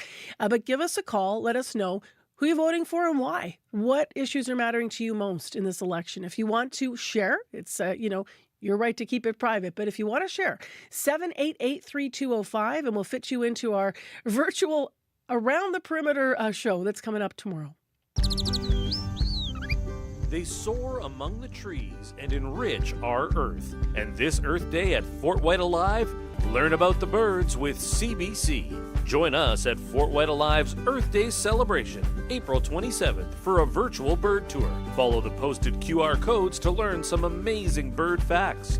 Fly with Fort Whyte Alive and CBC this Earth Day. Visit cbc.ca/Manitoba/community for more. We opened the show actually talking about a big new building that they have built at Fort Whyte now, and a new walking and cycling bridge that crosses the water there to get to it. Really interesting what they're going to be able to offer there. So their official grand opening is happening this evening, and then officially, through the weekend, all of the admission will be free. If you're watching on YouTube, Brad's just pulled up a picture of this, and it's been designed in an environmentally friendly way. And they're really talking about the new technology, the new architectural design and what went into that to make it one of the leaders environmentally. So it's a passive building. It takes care of its own sort of heating and cooling needs passively because of how it was built. Really interesting. 8:23 is the time right now. It's 4 degrees in Winnipeg. It's cloudy.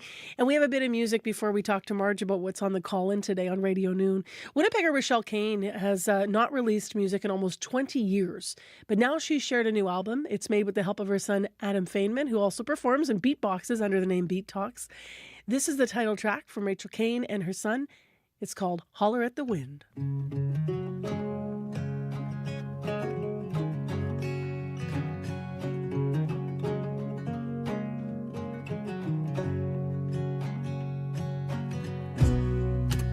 All the times we stumble, all the times we try, all the times we throw our head back and laugh, and all the times we cry, back against the wall. It ain't no use at all to holler, holler at the wind, yeah. 'Cause change keeps coming to the slow and fast. We can't outrun it, can't hide out in the past. Turn and face the wall on the coldest night of all. Try not to fall and holler, holler at the wind. Climb a mountain and turn around, climb a tree and jump back down.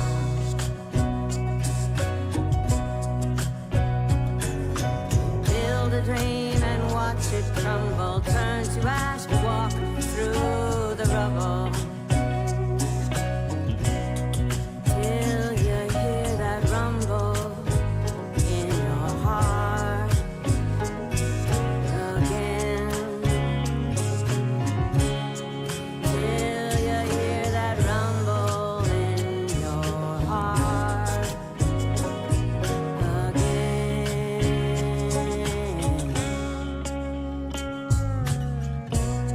Still we struggle, laugh and cry through it all. Climbing mountains, we may even climb a wall.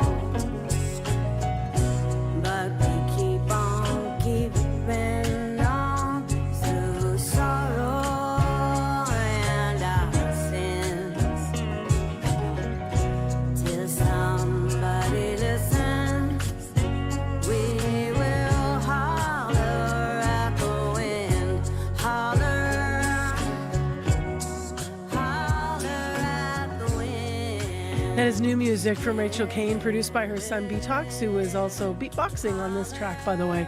It's called Holler at the Wind. 8:27 a.m. on 89.3 FM, 990 a.m. on that app and on YouTube. It won't be as windy today as it has been in some of the past days. It's been kind of crazy, right? In the weekend, we had some really blustery days. Today, though, things should stay calmer for us wind-wise. We are going to see winds northwest at about 30. This afternoon, some cloud cover moving in. We've had this on and off drizzle throughout the morning. Our current temperature is down to 3 degrees now in the city of Winnipeg.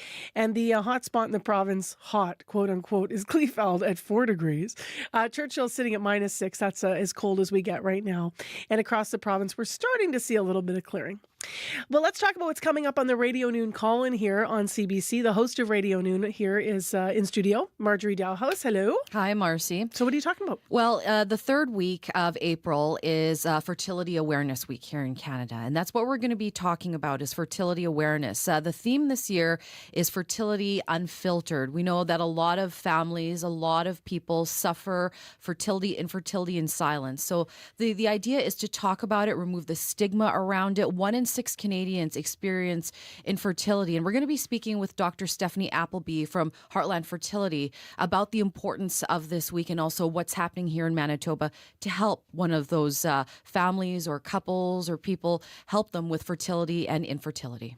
So if people are listening and they're thinking, I'm not sure if I have a question, but I have a story to share, Absolutely. I want to weigh in, all of that is part of the call-in. Absolutely. You can ask a question for Dr. Appleby, but you can also share a story here on Radio Noon. Maybe you have experience, maybe you know someone who's going through it right now, but the idea is to talk about it and to support one another during this Fertility Awareness Week. Great topic. All right, thank you. Thanks, Marcy. So that's between 12:30 and 1. And if you do want to leave a message, if you can't be part of the live conversation, you can call now. It's 788-3797, 788-3797. Big thanks to those who worked on our live crew today. So that is Brad Lillies, who is our switcher and our producer of YouTube, Corey Funk, who you hear on the air here covering the commute and directs the show, and Abby Adeyemi, who's our senior technician behind the controls and covering weather. Also thanks to our news department. So this morning it's Joni Nicolo and Megan Ketchison, as well as Heather Wells, who we're about to hear from. Traffic, things have been pretty good. If you do need to reach Corey late here, 788-3093, and your news is next. This is CBC News. Good morning. I'm Heather Wells in Winnipeg. At 8:30, it is cloudy. That wind is picking up a little bit. It's 3 degrees right now. Cool day on the way, a high of just 8. We do warm up back to seasonal tomorrow. Conservative candidate Raquel Dancho has won 2 elections in the Winnipeg area riding of Kildonan and St. Paul. In both of the elections, she won by thousands of votes. In this election, the math suggests the victory may not be as easy. Polls suggest the nationwide popularity of the Liberal Party is running higher now than it did on Election Day in 2015 when the Liberals won Kildonan and St. Paul. Dancho says she's not worried based on what she hears at the door. There is an overwhelming desire to see a change of government, and that's evident in that we've had really a lost decade under the Liberal government of economic stagnation and actually a decline in the standard of living. 3 other candidates are running in Kildonan and St. Paul: Liberal Thomas Nakins, the NDP's Emily Clark, and Eric Holmes of the People's Party. Now, less than a week left in the federal election campaign, and it is clear the 3 main party leaders are in agreement when it comes to one specific issue: Canadian defense spending. We have to continue to increase our spending on Canadian security and military. To rebuild our military so that we are a truly sovereign and strong nation. What Donald Trump has done is really changed our relationship forever. It can no longer be that we are so vulnerable or so dependent. Mark Carney, Pierre Poilievre, and Jagmeet Singh all saying in the era of Donald Trump, Canadian national security is a top priority. Winnipeg's mayor says he is pleased with Manitoba's Court of Appeal decision on the Parker lands.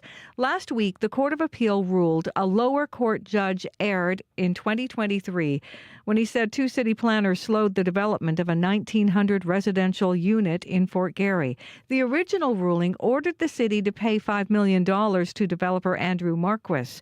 Mayor Scott Gillingham says the decision by the appeal court will save taxpayers money and allow for more open communication. There's got to be the opportunity to have dialogue. The original ruling from the original case was such that it really left a lot of ambiguity and uncertainty. And even councillors and I were, wondering, well, can we or can we not talk to city staff?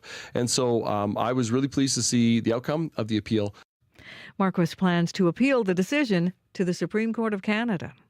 A 16-bed addictions treatment facility in Carberry for women and their children says its requests for government funding are being ignored. Otter Home focuses on reunification of families separated by the child welfare system. It offers full wraparound services.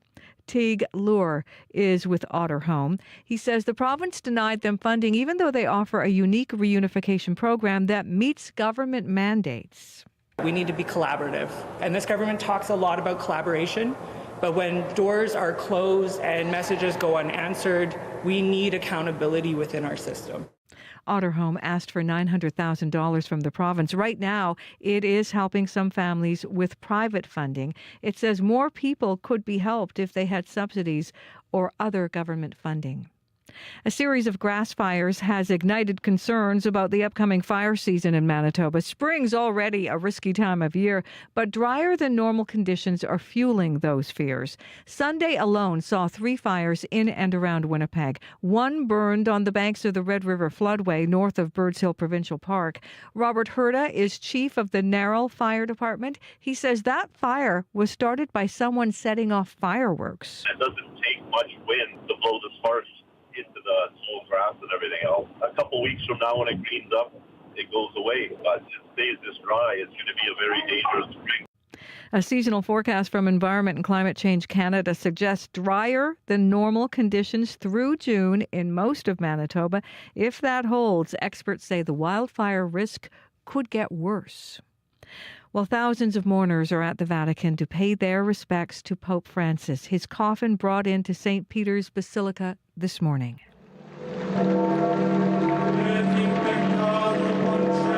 The body of Francis now lying in state at St. Peter's Basilica.